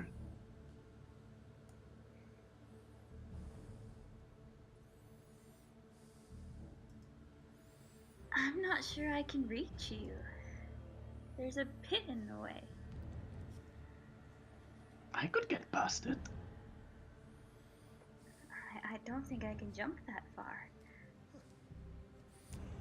As you're having this shouting conversation, you hear behind you Mushri go, "Lass, there's a ledge you can sort of crawl across. This may need to keep your balance." Well, I guess I could try, as long as, you're here to pull me out if I fall down. I can help you out. Where are the other soft ones? I need them too. Alright, I'm going to try to edge across the ledge. Okay, go ahead and make an, let me double check it, an acrobatics check for me. Okay, as you slowly start making your way out, you get about halfway out and start to wobble a little back and forth. Manage to steal yourself up against the wall and manage to successfully make your way over to here. Once you're safely on the other side, you hear Musharib turn away and yell out and call out for Quen, Solana, and Melik, saying that the scaly one was looking for them and needed their help in there. I will answer the call and go, what does he need? I'm not sure. He just said he needed her and he needed the other soft ones. I'm not sure if I resent that term or not, but okay, I'll help. As he's pointing over and you head in and Mushari points out the ledge to you. So go ahead and make a acrobatics check to make your way across. And then Oh man. okay. You go through much the same way that Devaney did. Some minor missteps, feels like you're tipping forward, but you managed to get through without a problem.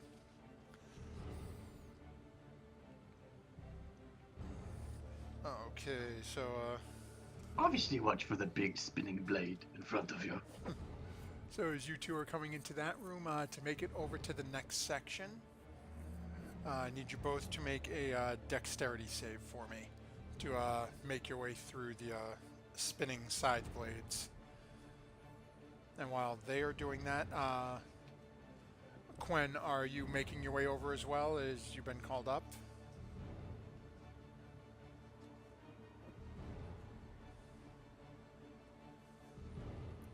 Yeah, Quinn's making his way over, but he's still hanging back a little bit. He's still a little sad about pretty much everything that exists and will exist ever in the whole world right now.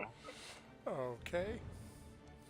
So as you guys start making your way over to the ledge on the other side, Solana, you managed to dodge through no problem whatsoever. And Devaney, on the other hand, I am sorry to say, as you go to walk through these spinning blades, Oh, Jesus. you take 22 slashing damage. Oh yeah, I'm dead. Okay, what's your total health? 18, so... Okay, yeah, so you What's the make it difference? about halfway through, and as the blades carve into you as you go to step up to catch up with Solana, they cut deeply into your back and you collapse face first. I immediately cast Cure Wounds. Okay, so as Devaney, you feel these blades cut into you and you collapse, and after not even a second, your eyes pop back open. Your back is in a lot of pain. Oh yeah, I but bet. you're conscious and you're looking up and you can see Solana leaning over you with a somewhat horrified look on her face. Oh my god, oh my god, oh my god, oh my god! Do you need more healing? I can do more healing. I'm still trying to figure out where I'm at, actually. And as you look around, you see a sort of glance over behind you, and you can see the sides spinning in the room behind you. And actually, Mushari will have taken a step forward at this. And as he sees that and sees you starting to stand up, he sort of takes a deep breath for a second and then yells, just yells across the room and says, "Oi, remember where you are. This is the house of the man and the crocodile." Oh, okay. Do you want me to carry you on my back? We can't climb up the wall by ourselves. Do you want me to carry you on my back? How strong are you? Not very strong. I'm stronger than you, so I might have to carry you. Do you need more healing? I got 6. I'm pretty good, right? I like that confidence.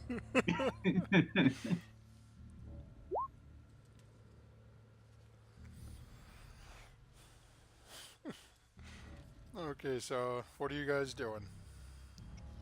I actually have hempen rope in my explorer's pack, so can I throw that over the wall towards So this is just a 7-foot ledge. Oh, You don't need to climb up it on your. You don't need a check to climb up it. You can literally, the two of you can just scramble up it. As you both climb up, and you can see, as you come up onto, you're standing on this ledge. It's about 12 or 15 feet, 12 or 15 inches, and then right in front of you, you see a row of 4 tiles stretching from wall to wall. When I see the heads Again, pop up, 4 tiles I'm gonna deep. say, Do not step on the tiles. Not yet. why are you stepping on the tiles? No, he is actually up here now. He's Oh, made his way never mind. across, and he's actually climbed up the next 7-foot section. Devaney is going to say, I think it's a puzzle from what he was telling me earlier, so I think we should be very cautious here. Okay, where do you want us to stop? So, I'm gonna point up to the door.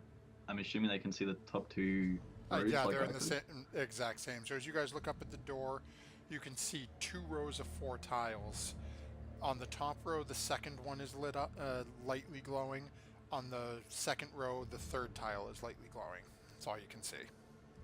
I could be very wrong. But I have stepped on the glowing tiles. And nothing has happened. Solana will try jumping to the first lit up tile. Well, Hang where on. it's supposed to be. Hang on.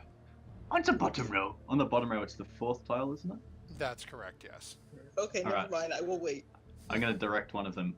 I need one of you to step on this tile. Right in the bottom corner. In front of you. I'm gonna point to that 4th tile. Okay. Which way is the 4th? Is 4th like So bottom it's- or is 4th top? 4th is bottom. Okay. So, So I'm it's gonna literally Step tell right in front of me. I'm gonna tell Solana. Step right forward. So Alright. as Solana steps on, sinks down about an inch, you hear a click. Nothing. And for you. It's 2nd, isn't it? Next row is second tile, yes. Bypass that first row. And onto the second row. It's the second tile. I will will try to make that jump. Okay, go ahead and make an athletics check for me. Nice. Easily make it. I'm And good as- at that. And as you jump and you land on the tile and you feel it sink and you hear the click, once more in the back of your head, remember where you are.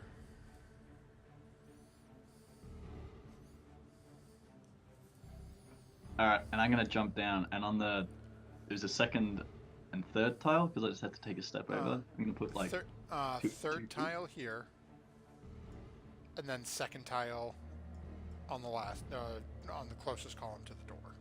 Yeah, so I'm gonna put my right foot on the second tile of the last column, and my left foot on the third tile of the second last column. Okay. I'm on the east bank. I'm on the west bank.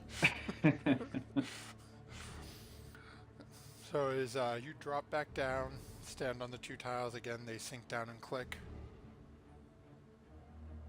Nothing happens. Maybe the lizard has to be on our backs?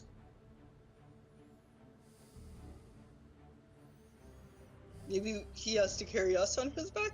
I'm really confused. I'm trying to remember where we are. I wasn't paying attention. And there's tiles. There's a door. And there's a pit. And spinning blades. Thank you.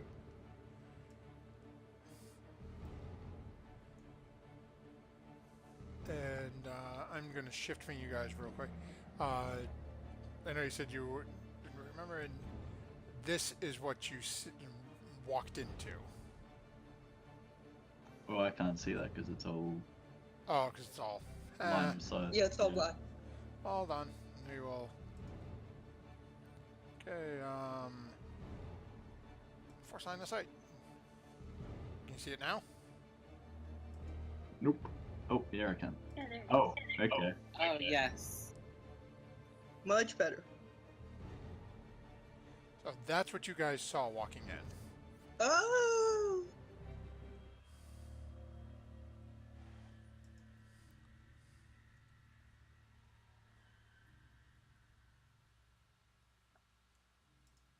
Oh, I I'm think lost. we have to piggyback each other. Maybe. Like more weight on the Yeah. tile. That's the only thing I can think of. I try to get Devonay to jump on my back. I don't think that's a good idea. Okay, I You don't- do you don't- not try to do that. Even though my back just sort of got ripped up, it's probably better if you jump on my back. But I'm on the first tile. Well, yeah, that's true. Can both of us fit on one tile? Yeah, easily. Oh. We both fit on one tile easily. Yeah, they're like 2.5 by 2.5 foot squares. Oh, okay. So it's, I mean, you're sort of, you're bumping uglies, you're against each other, but Hey, Devonay. Devonay, come here. Alright, I'll try to jump to Solana's tile. okay. Go ahead and make your athletics check.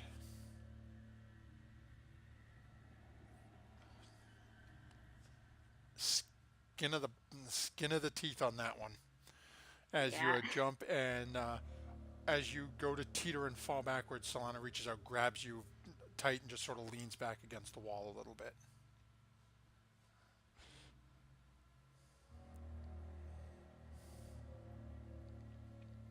So what are you guys doing now? Now you are both on the first tile. Does anything happen? Nope. It doesn't sink deeper into the floor? Nope.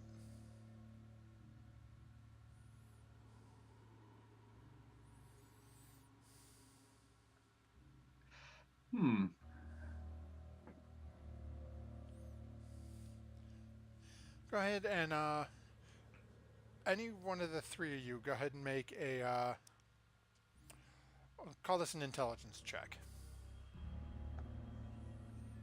Not for me. Yeah, I got a +1. Same here. Good. Yeah.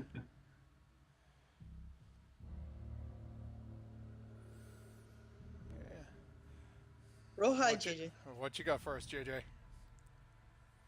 Whew, sorry, getting there. Yeah, lizard knows. The lizard is the only one who does. As you're watching this, King Gizzard is pretty sure that these tiles, while the door gives a hint about them, you're beginning to think they have nothing to do with the door itself.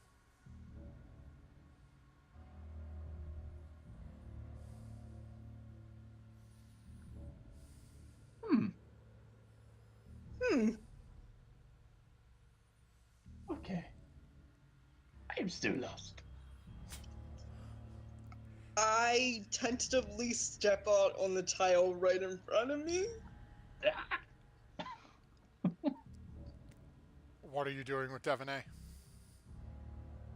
I'm leaving her there. Yeah, I'm going to. If she's going to do that, I'm going to go as far back close to the wall as I can, and get as Yes. far away from the tile that she's stepping on. If she's going to do that. I'm still standing on the two tiles, like really, really thinking.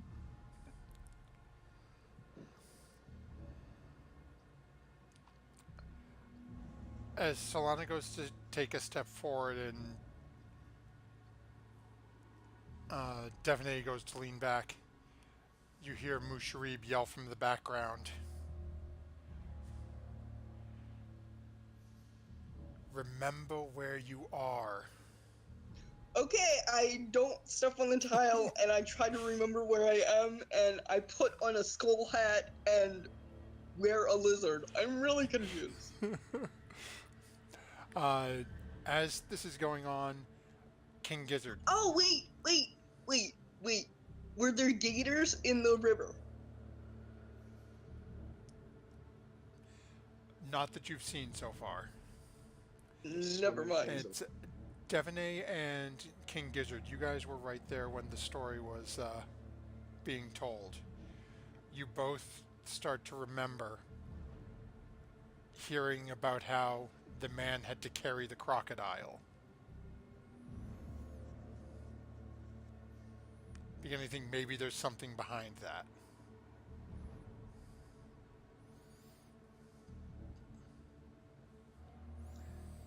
King Gizzard is a very literal being, so. But he rolled a high intelligence check.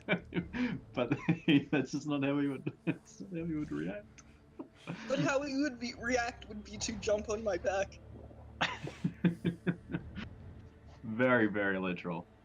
So yeah, absolutely. I'm just gonna jump on Solana's back. Okay. I'm just gonna take a leap, not even warn her.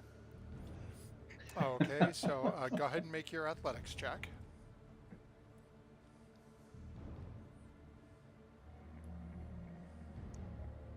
Yikes. Oh. Okay, Solana, go ahead and make a, okay, I'm going to leave this one up to you. It can be either athletics or, a dex save. Ooh, Basically, dex, you something now like that. have a massive man-sized lizard leaping at you, arms and legs out to grab you. I'm gonna try to rescue that lizard man. Okay, so go ahead and make your roll. Oh! And Wait, now, we get a roll with advantage! We get a roll with advantage! as this, I'll be honest, the only reason I'm letting it is because you put it in there before you rolled it. So go ahead and knock out, remove your DM's inspiration if you put the little token in there for it. As King Gizzard goes leaping at you, you look at him and realize what he's thinking, and turn and he lands on your back. As he lands on you, and you manage to catch him, you stumble backwards and take 3 steps into the middle of the room, away from all the tiles that King Gizzard had seen lit up. As the tiles crunch down and you hear them click into place, nothing happens. Get off my back. No, wait. Why don't you try going around the perimeter of the tiles? Okay, stay on my back. Wait, hang on. What if the two of us do this path on only the lit up tiles? Okay, we do that.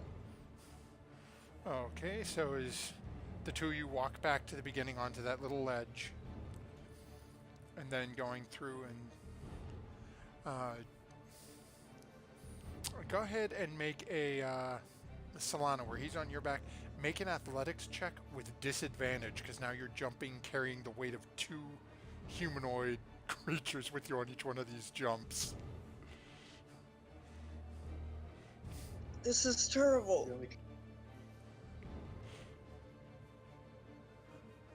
Ooh.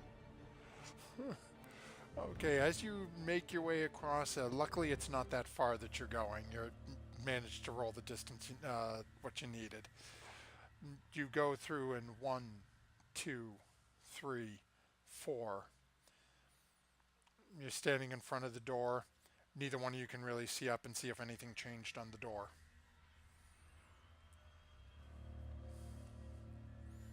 Let's get up there. Devaney, did anything change on the door? So if you guys stay down there, I'm gonna jump back up on the ledge that's closest to me and see if I can see the door. Okay, so as you scramble back up and you look up, you can still only see the top two rows of the door. And again, you can see those same two buttons lit up on the top.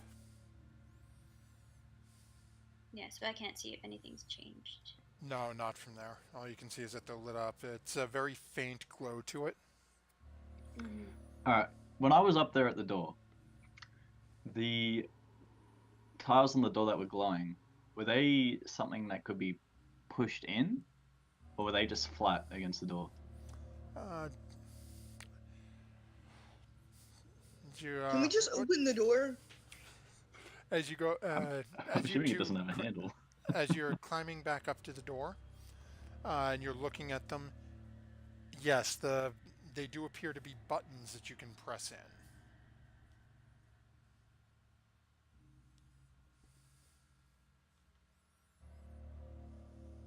How many fingers do you have? He'll get out my hand and just... Oh! That should be enough.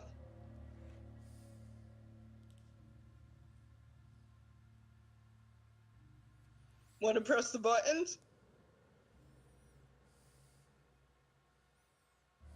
Well, I only have 2 hands.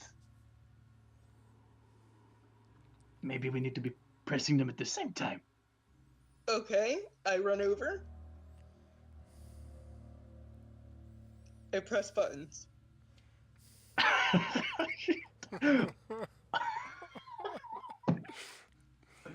Only the glowing ones! Only the glowing ones. Only the glowing ones, right. I press only the glowing buttons. Okay. I hate giving this away, but I don't have a choice. What order are you pressing This them is in? good. What order? If you want it, I'll give a shot. One of you can make an intelligence check on the door.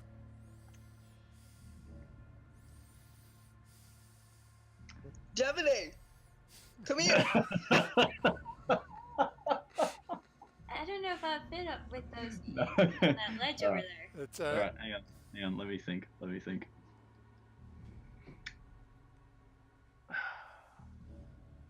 What order? and again, I apologize in advance for spoiling some of the tension for our viewers. Be careful. Be careful. Alright. What if we press them in order of where we stepped? That seems too easy, but I have no other reason to disagree with you, so okay. Why don't you just make an intelligence roll?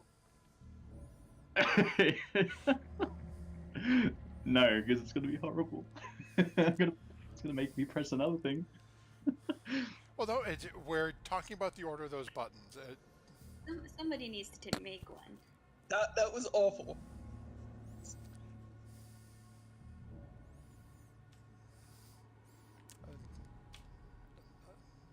You got no idea. Yeah, I intel nothing. Alright. So, you press the bottom one on that's glowing, and then the next one up that's glowing. And then I Okay. will press the one above that that's glowing, and the next one above that. And we'll hold them down at the same time. I tentatively trust the lizard man. I do what he says. And I need you both to make Constitution saves for me. Oh Yikes. no.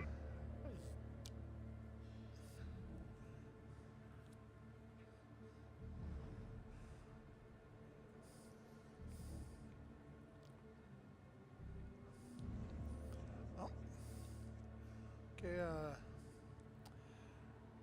Sarah, you are somewhat okay. As you touch the bottom button, and immediately you hear a crack of thunder. Oh shit. Oh no. As you watch as this shockwave passes through you and does 8 damage to you, Solana. As King Gizzard is blown 10 feet through the air, landing in the middle of this tiled room. Yes. And takes 16 damage. What's your HP? I'm still good. I got 3. As he Until this collapses on the floor, you hear a click Oh god. as the walls explode from both sides with fire. Too good.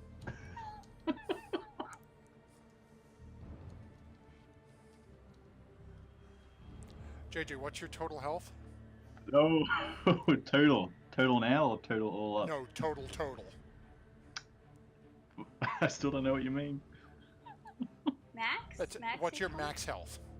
22. Do me a favor. Make a Oh, this make is a this is it. make a dexterity save. Ah! Ah! Oh my god. I got my fingers crossed, JJ, and I'm sorry in advance. I cast Oh my 10 god. Do you have that inspiration die still? Oh. I cast 10 cure wound. Wow. Wow. Yes. Okay, Solana, go ahead and make a... Okay, I'm gonna have you, how do we do Don't put this? yourself in danger. That's it. No, it's it. I'm just trying to debate how to do this, because technically it's not a reactionary spell.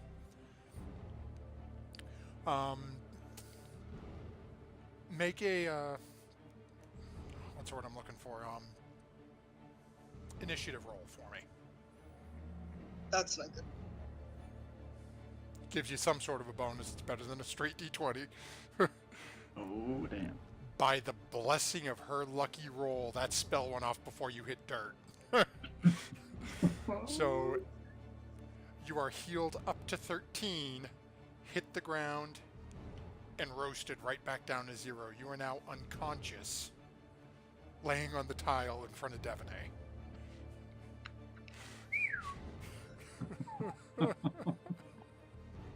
Devine, do you have healing No. but medicine? We need to get out, not further in. Damn lizard. So, if you jump down onto a tile that is glowing near the lizard, I can throw you a rope and we can tie it around his waist and then perhaps pull him out. And then, Okay. and maybe, medic him.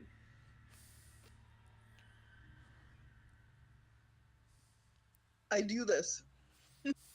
Okay, so as you hop down, you know where the tiles are and they're close enough. You manage to make your way over to where his body is currently laying, the trap having gone off. You make your way over. One of you, how are you dealing with his body? I'm going to throw my rope down. Well, right now you're down beneath them because you had to climb up a 7-foot wall to get up there. Yeah, I thought I was looking down on them. No, they're actually up above you. That's why you went up to look at the Okay. door and then you drop back down. Oh, okay. Yeah, Alright. so I'll throw So it now, blindly I hate to over admit onto this. the ledge. How long is this taking? Because I'm That's- technically in death saving throws. Yeah, I know. I was about to say that now where they didn't have anything to do for you. Make your first save for me. I'm gonna roll medicine though. But yeah, if you can Okay. do that, that'd be good. So go ahead. Sorry, succeeds his first one. Go ahead and make your medicine check. Okay. So Solana manages to stabilize you. So you're out of death saving throws. You're now without any healing. You are currently going to be unconscious for 4 hours, unless you're healed. Nice. So is I can heal, but I'll burn my last heal spell. Save it. We can, stow him in a tent for a while. so is Or we could rest. Yeah, we still have to get out of here, though. Oh yeah, okay, let's do that. as you guys lower the unconscious lizard down, and then you turn to look out to the exit, and you see the spinning scythe blades in front of you. Yeah, Oh, I God. know. Oh boy. I'm doomed as all. Can I see any way, make a check to see if I can turn them off, or there is a way to turn them off? Go ahead and Or make an make them stop. investigation check.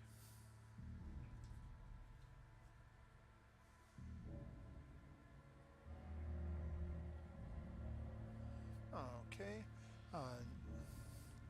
As you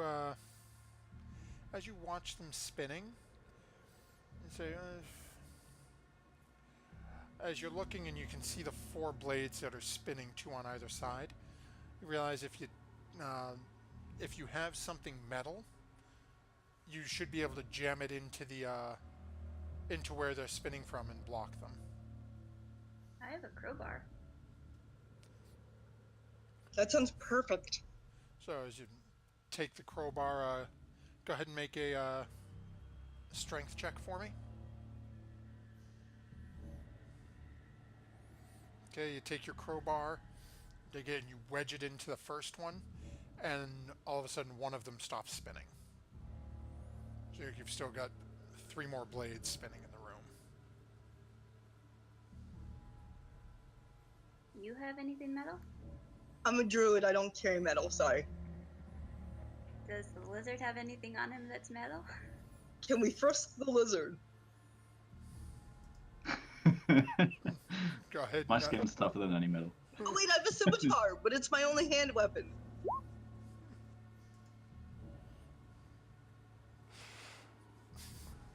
So that's up to you guys. Yeah, I have 2 other things on me that are metal, but that are also my main weapons. So. Alright, what are the shields made out of? What shields? If we have a shield. Let me check the handbook for a druid. I believe it's like a leather or wooden shield for a druid typically, but Oh, okay. let me see here. Druid. Yeah, wooden shield. So you can try to make the dexterity save to make your way through it. But what about King Gizzard does 0 dexterity? I'm just gonna cure wounds on him and hope he lives. Okay. So, King Gizzard, you find yourself eyes fluttering back open, down in front of what used to be 4 splitting blades and now is only 3. What happened? How did I get down here? You died. You died.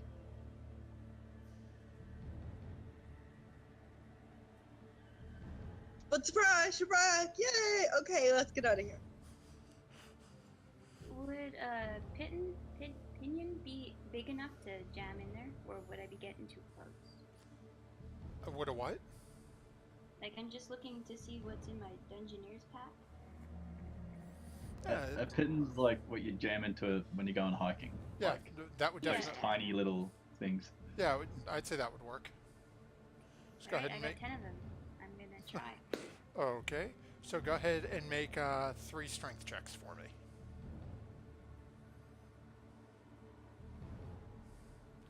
Okay. Given all the checks you made, you managed to get each one of them popped in nice and tight. And you've now disabled the trap in this room. As you now make your way back across, and now you're standing across a 20-foot pit, looking at Musharib. Yay, good job, Devonay! We're not out yet. And to make your way back across the side of the pit, it's need an acrobatics check from each one of you. Oh, critical fail! Wow. Wow. And make a dexterity save for me, Solana. I'm sorry? Make a dexterity save for me.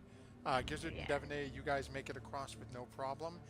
As you guys are going across, all of a sudden you're as Solana now tumbles down into the same 20-foot deep pit and takes 5 falling damage. Or 5 Oh, thank bludgeoning God. If it damage was from 11, fall. I'd be out. No, it's you should have more than 11 hit points. No, I got zapped. Oh, that's right. I forgot about that because of the hit of the 8 damage. Okay, so you pick yourself up, sort of dust your feet off, dust yourself off, and as you look over, you can see there's still actually a rope hanging down from when actually, Devonay yeah. had helped them. When Devonay had been helped the lizard out earlier, managed to. Please help me up. Grab on. Yeah. I'll pull you up. You guys have no trouble pulling them up, and just to make sure, King Gizzard, you are making your way out, correct? I'm gonna look back at that door longingly, like, oh, what am I missing out on? But yeah, I'll leave. I don't want anyone to die because of me. So, Quen, as you've been standing outside and just focused on all the turmoil you're feeling and all the emotion that's going through you, you watch as Devonay comes walking out, blood dripping out of the sides of her armor, giant gash in her back. Solana comes walking out, looking slightly frazzled, like she got zapped by something. King Gizzard comes walking out, little bits of smoke still pouring off his body, burnt patches on his scales. Comes walking out of the temple towards all of you. Yeah, don't go in there. It's not worth it. Quen sees all of this ruckus and these poor unfortunate souls crawl out of this dungeon and just takes a drag out of a cigarette that you have no idea where he pulled it from. And is at this point is sitting on top of the giant foot and is just like he says, "Oh, well. Well, I guess I don't have to offer you a smoke right now, do I, huh?" Yeah. No, I need to rest. Why wouldn't you offer us a smoke?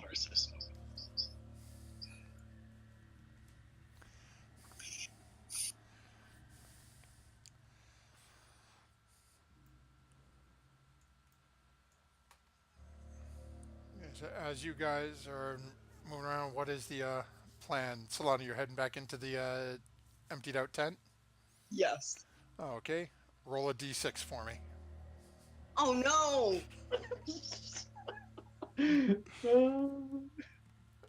Still empty. Thank God. What's everyone else doing? I'm going to ask Musharib if he stayed here before and where he would normally, which tent would he pick? Mushroof thinks for a couple minutes and then just points down at the two commanders' tents that are right over here where you guys just watched Solana run into. So, those tend to be in the best condition, but you gotta be watching out for the local wildlife. Occasionally you find some snakes and things in there.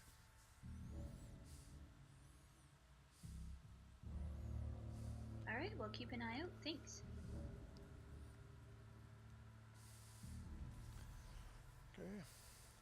Quinn, what are you doing? Quinn's gonna start a fire in this little like campfire place looking thing. You know, it doesn't take you long at all. It's dried wood and everything. Get a nice little fire going.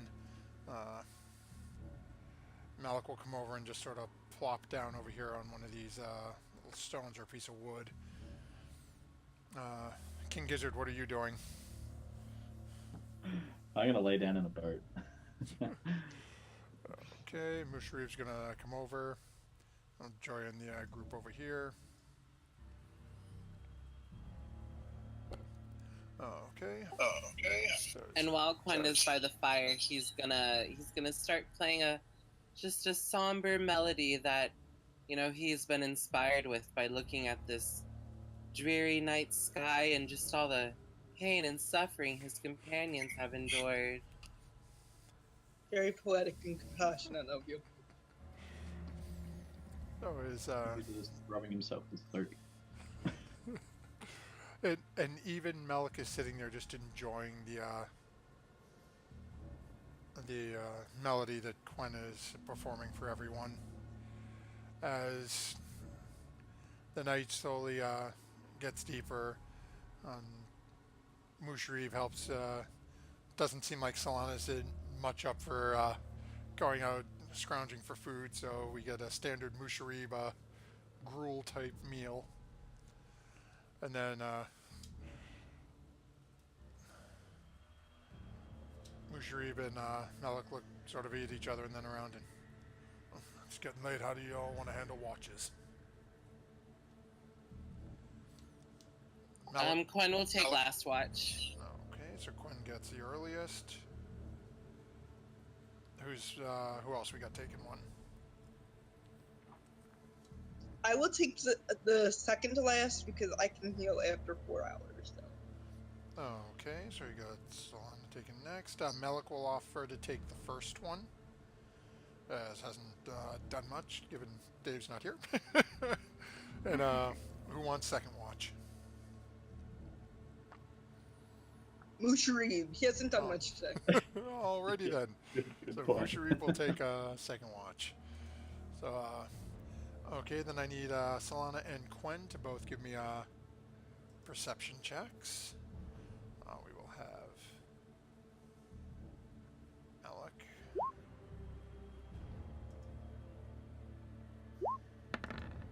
Why didn't I roll like that in the temple? Okay, so we get 22, 10, Malik with a 7. And then I gotta go find Musharib.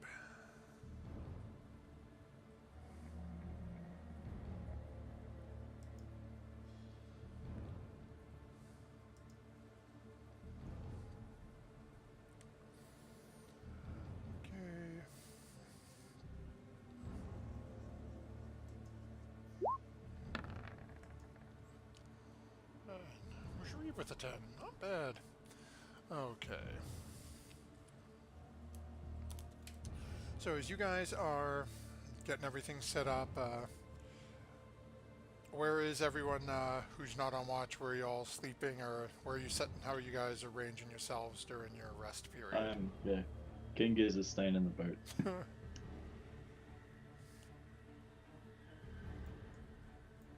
Okay. Devaney's gonna stay by the fire outside. Okay. I'm Quinn, pimping in this big tent by myself. Okay, and what about yourself, Quinn?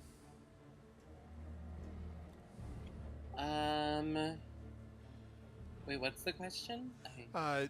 When you're not on watch, so where are you hunkering down for the evening? Are you just staying out right next to the fire? Are you going in a tent? What are you doing? Quinn actually wants to take a little bit of a wander right now. He remembers seeing a big tree over to the north and wants to maybe meditate under that and see what he can feel out. Okay. So he's okay. So is you make your way over there. You set up for evening. Malik takes first watch, sitting at the fire, watching where everyone is. And let's see here. As you guys are going through first watch, Malik is sitting for a couple of hours. Everything seems to go nice and smooth. Doesn't notice anything. Malik's watch comes to a close, and Malik goes over and wakes up Musharib. Musharib wakes up, gets situated for his watch out next to the fire as well, just keeping an eye. Keeps sort of glancing over by where King Gizzard is passed out. Doesn't really seem much going on in terms of anything. Eventually, it turns around and his watch ends. He goes in and wakes up Solana for her watch. So, what are you doing during your watch? I am walking around the little area and just trying to notice if anything like comes up out of nowhere, and especially keeps a wary eye at the temple. Okay. So as you're going through and keeping your eyes open, actually we're gonna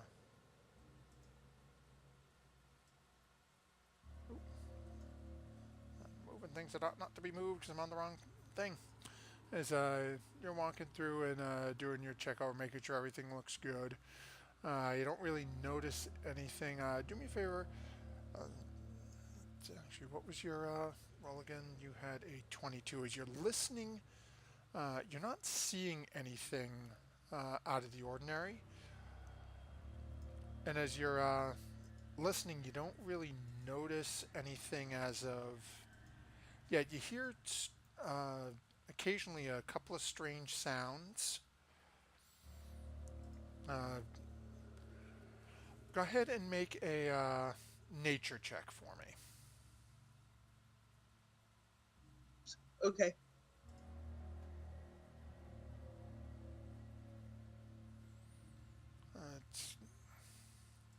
As you're listening to these sounds that you're hearing occasionally,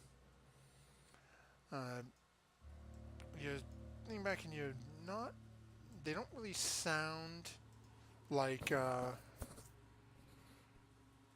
regular beast or a bird or even anything coming from the water. It almost sounds like small footfalls. But as you're looking around, you're thinking you really don't hear anything. You take a walk up towards the entrance to the temple, look sort of try to peer in there. You can still see the pit open.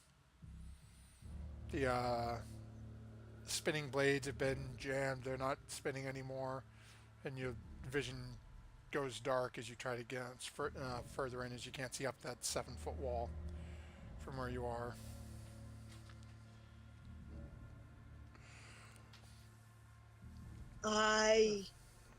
Where were the tiny footfalls coming from? As you're sort of walking around and doing your loop and making sure, they seem to be coming from, if you had to hazard a guess, all around. I put out a shiny rock and I say, "It's yours if you want it. Just come and show me your face, and I love you."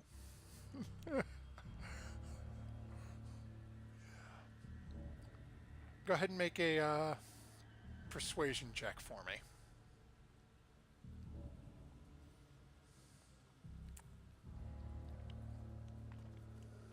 No. Okay. Let's just see here.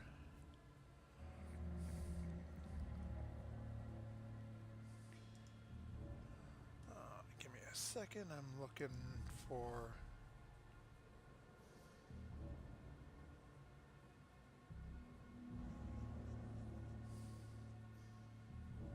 Really, where are you? Ah, there we are. Okay. So, in a second I'm gonna actually just roll the die here, because, you know, no giving away.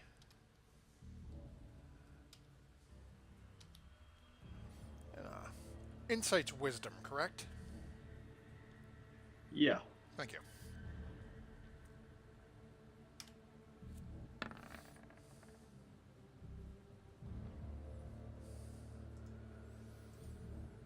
Hmm.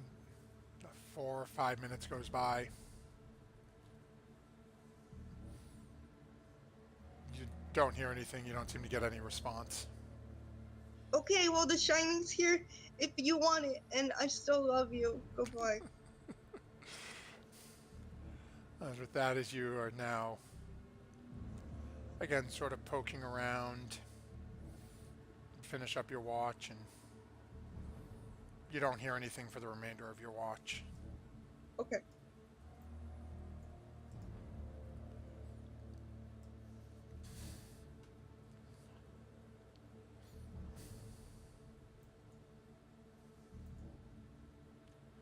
Then finish up, and it becomes time for you to go collect Quen from his tree up on the other side of the animal pen. Malik! Malik! Quen, not Malik. Quen! Oops, Quen!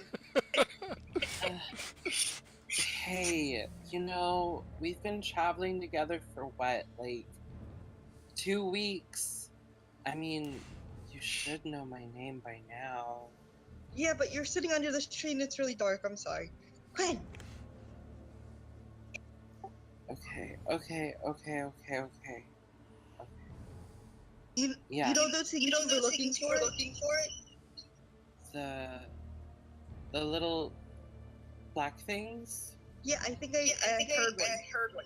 Oh my. Oh. Quen's eyes get really wide all of a sudden, and he gets to his feet, and he says, "Where? Tell me where." All around. All around? I just heard them. All right. Well, let me go and see. Okay, your watch, bye. Okay, good. Okay, so on my watch, I guess these little things, they try to avoid people, right?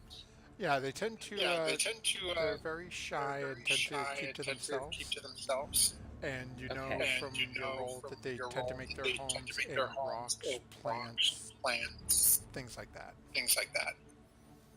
Okay. Well then Quen is going to kind of, he's gonna make his rounds around the camp and the perimeter.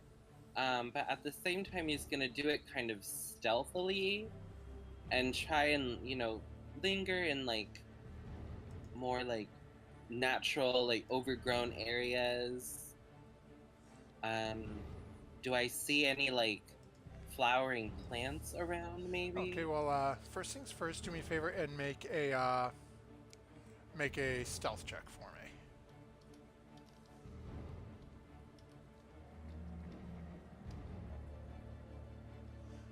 Okay, just give me a second here. Actually, we should do this the easy way.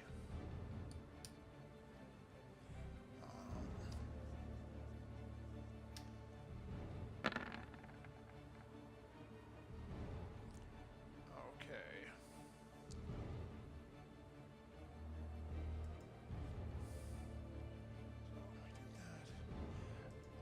Okay, so let's see here.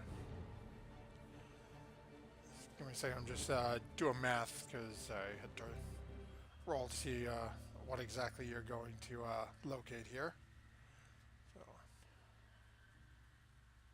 okay, so as you're looping around, and actually I didn't think to check what the perception was, see if they're going to notice you, because you got a really decent roll there. Oh yeah, not a clue. Okay. So as you are starting to poke around in camp here, and we have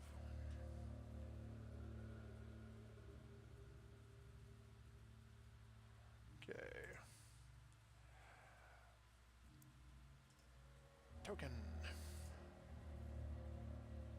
Okay. 1, 3, 4, 5, 6. Okay, sorry, I'm just going through. Oops.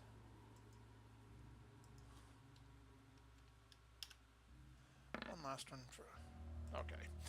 Okay, so as you start making your rounds around camp, and you get down over by where the docks are.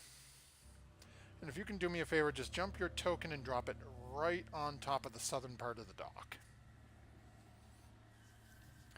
Because as you are going through, and actually I'm gonna steal you.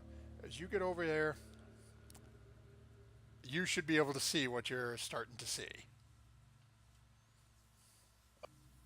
They look scary, these tokens. As you're starting to poke around, you see 3 strange little creatures. And actually, let me see, I'm pretty sure, if I'm lucky, that I have a handout for these friendly little critters.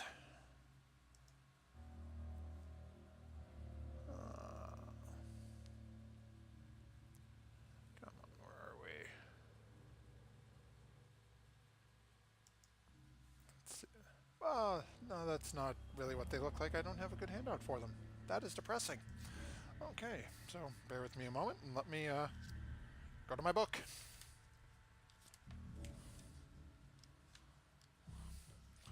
Okay. So, as you are making your way over, you see these small sort of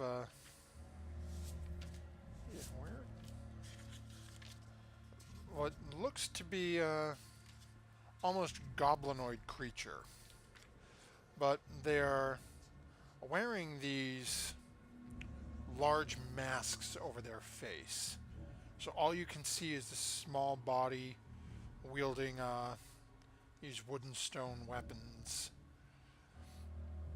As you're looking at the couple of them, you can see one of them, the mask seems to have 2 tusks out of the chin, looking almost like a boar.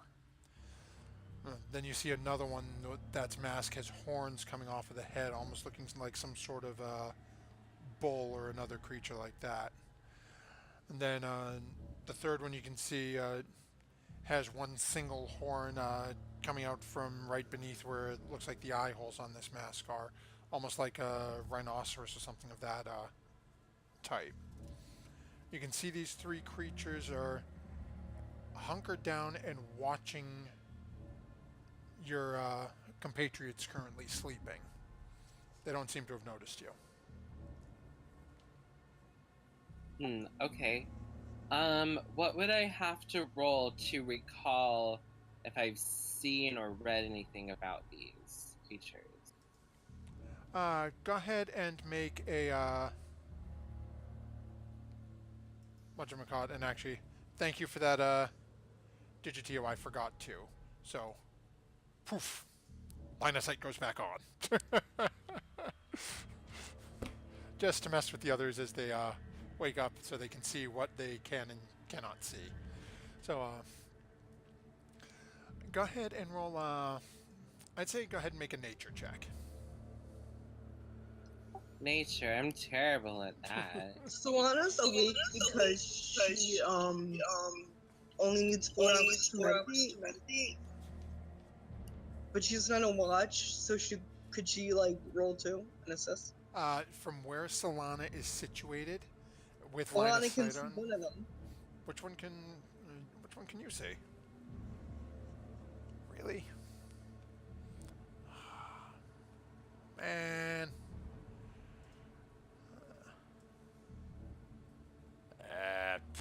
If not, that's okay. I'm going to say no, because while line of sight shows you can technically see him, technically he's behind the tent from you. Like, I know the line of sight just has it at the peak of the tent. I'm going to say, you know, go ahead and make the roll. Why not? I'll make it interesting. So, I'll probably feel it anyway. Quinn, you have no idea. Best you can tell, there's some sort of small goblinoid type creature. Okay. Solana, you know they're goblins. And you know they're tribal and they're vicious.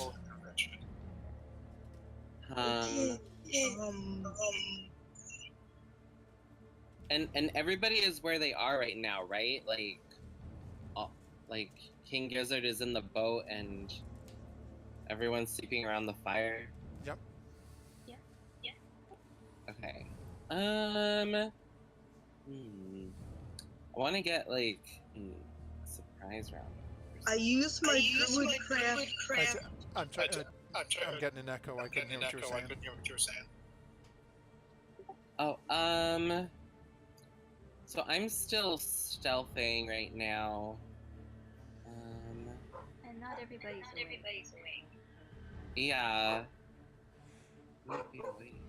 Lennon, your mic's echoing a little bit for some reason.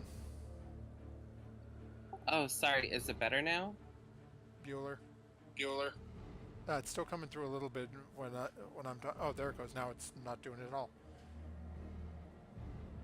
Can I use druidcraft to puff a blow of wind at Devaney, at least in front of me, and try to wake her up? Okay, so I'm stealth, so they haven't noticed me yet. I'm gonna kind of just reach over to King Gizzard and just quietly sort of alert him and shake him awake and tell him to stay calm, but there's some nasty looking things around. Okay, so while Quinn is doing that, and Devaney, for both of you, or for King Gizzard and Devaney, I need you both to make perception checks. And Solana, you said you're trying to do this like a druidcraft, like a little puff of wind or something like that? Yeah. Okay, Devaney, make yours with disadvantage, as this isn't gonna, like, Quinn's reaching out and actually grabbing at King Gizzard, who appears to be somewhat oblivious. And yeah, and even with Devaney, as you guys are both sort of unbeknownst to each other, as you guys aren't communicating either, you both notice something. You're both reaching out to who's closest to you, and the two of them just seem completely out of it. Yeah, I died today already, so you know.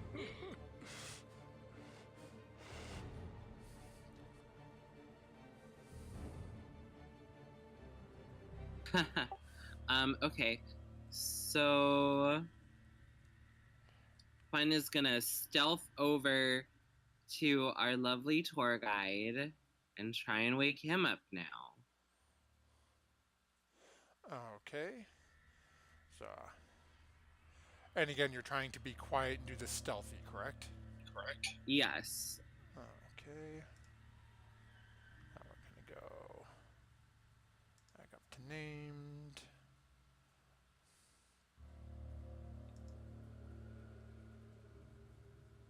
Let's see here. Perception. Oh, he's snoring away. So reach over and just barely touch him, trying to be quiet, not to arouse the suspicion of the one you're starting to move closer towards one of them. So you're trying to be even quieter and slower getting over there. They don't seem to be responding to the quiet approach of getting woken up. Okay, well, I guess, Quen knows any day is as good as any to die. So he's gonna point at let's see.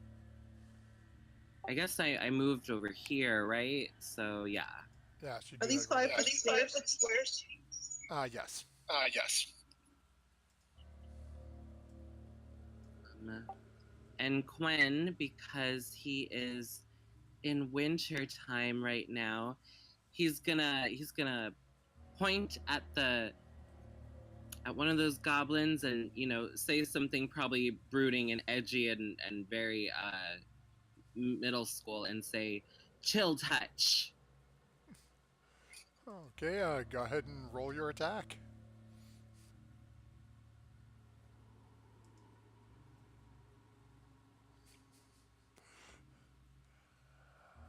No. And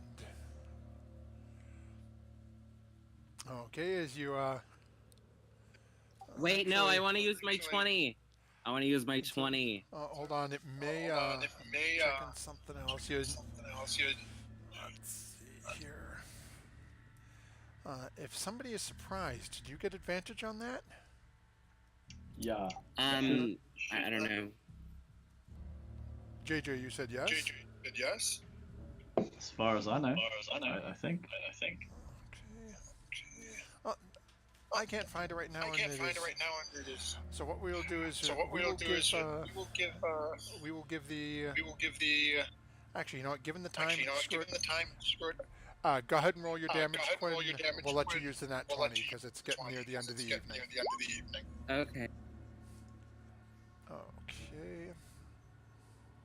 Yeah, it's coming through Lennon's mic occasionally for some reason. I'm not sure. Okay, so which one of these guys that you can see right now are you firing this off at?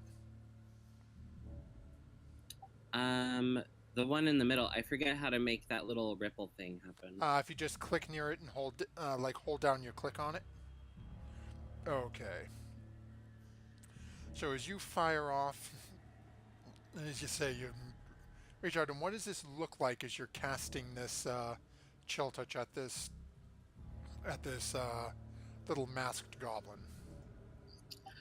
So I make a pointing motion with my finger, and then it turns a light blue color, and then an outline of my hand just sort of flies forward gently and just slightly just touches this goblin at the back of and the base of his neck, giving it a very just chilly shock and shiver of death.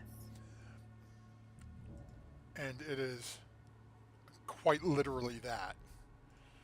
As this goblin, as you reach out and touch it, collapses to the ground. What does it look like when it As- dies? As you reach out in this, as you said, as you touch the back of its neck, you watch as very slowly the creature just sort of sits for a moment and then collapses forward, face landing right at the base of the tent in front of it. Quinn gently whispers to himself, "Winter's coming." And as you do that, you hear a voice. Do you speak Goblin? I don't think so. Oh, No, I don't speak Goblin. You hear a guttural voice call out somewhat quietly.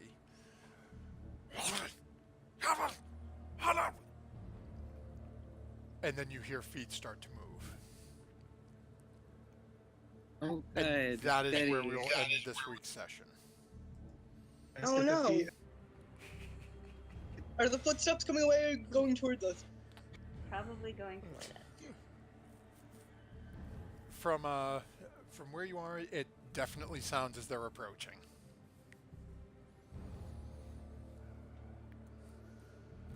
And that is where we will pick up next week, with Quen having just obliterated a goblin by using the free nat 20 from last week. Nice, nice. And Yeah, get chill touched. and then we have the whatever's coming. So thank you very much for everyone who's joined us. Digitio, it's been a pleasure having you hang out with us all night. You can see Matt's in here. Had a couple of other people popping in and out throughout the night. Feiji went, Juxtaposed, of course our lovely mod this evening, Proficiency bonus, being in with us tonight.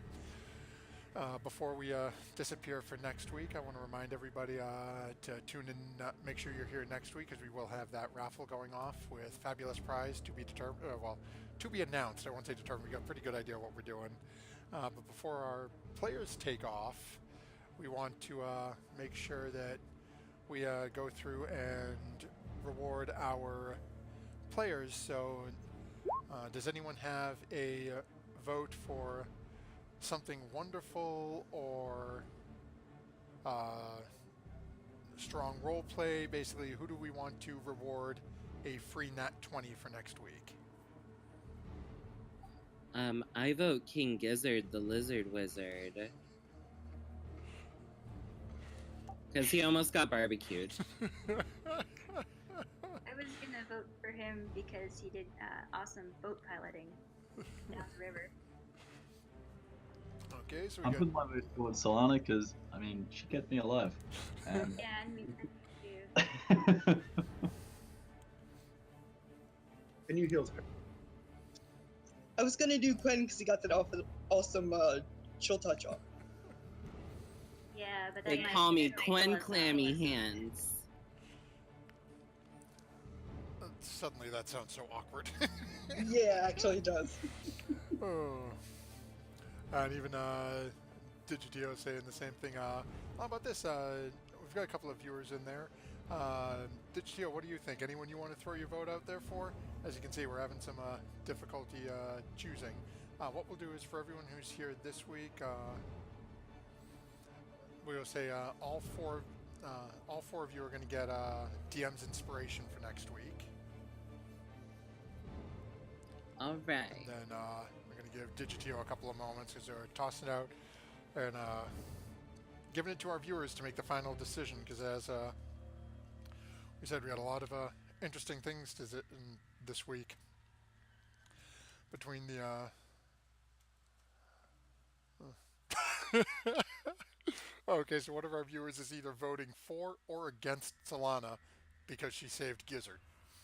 So Oh no! He also saved me too, so you know it's. so Gizzard's already got some fans or haters in the stream.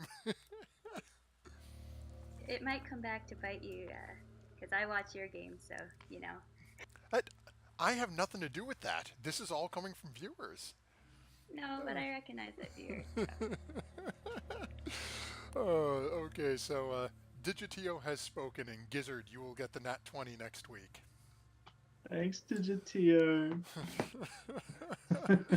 And apparently, Matt needs to be warned. Apparently, something's coming his way next week. So. Oh yeah, watch out. Oh Lord. So, again, thank you, everyone. We've got this stream will be on. Keep your eyes open as well for here. You can follow the main channel at Prof Bonus on Twitter. That's where you'll be able to catch updates on streams. I put a little tag in the chat for it. You'll hear about that, and we're doing a big giveaway on the Friday night games once we hit 100 followers.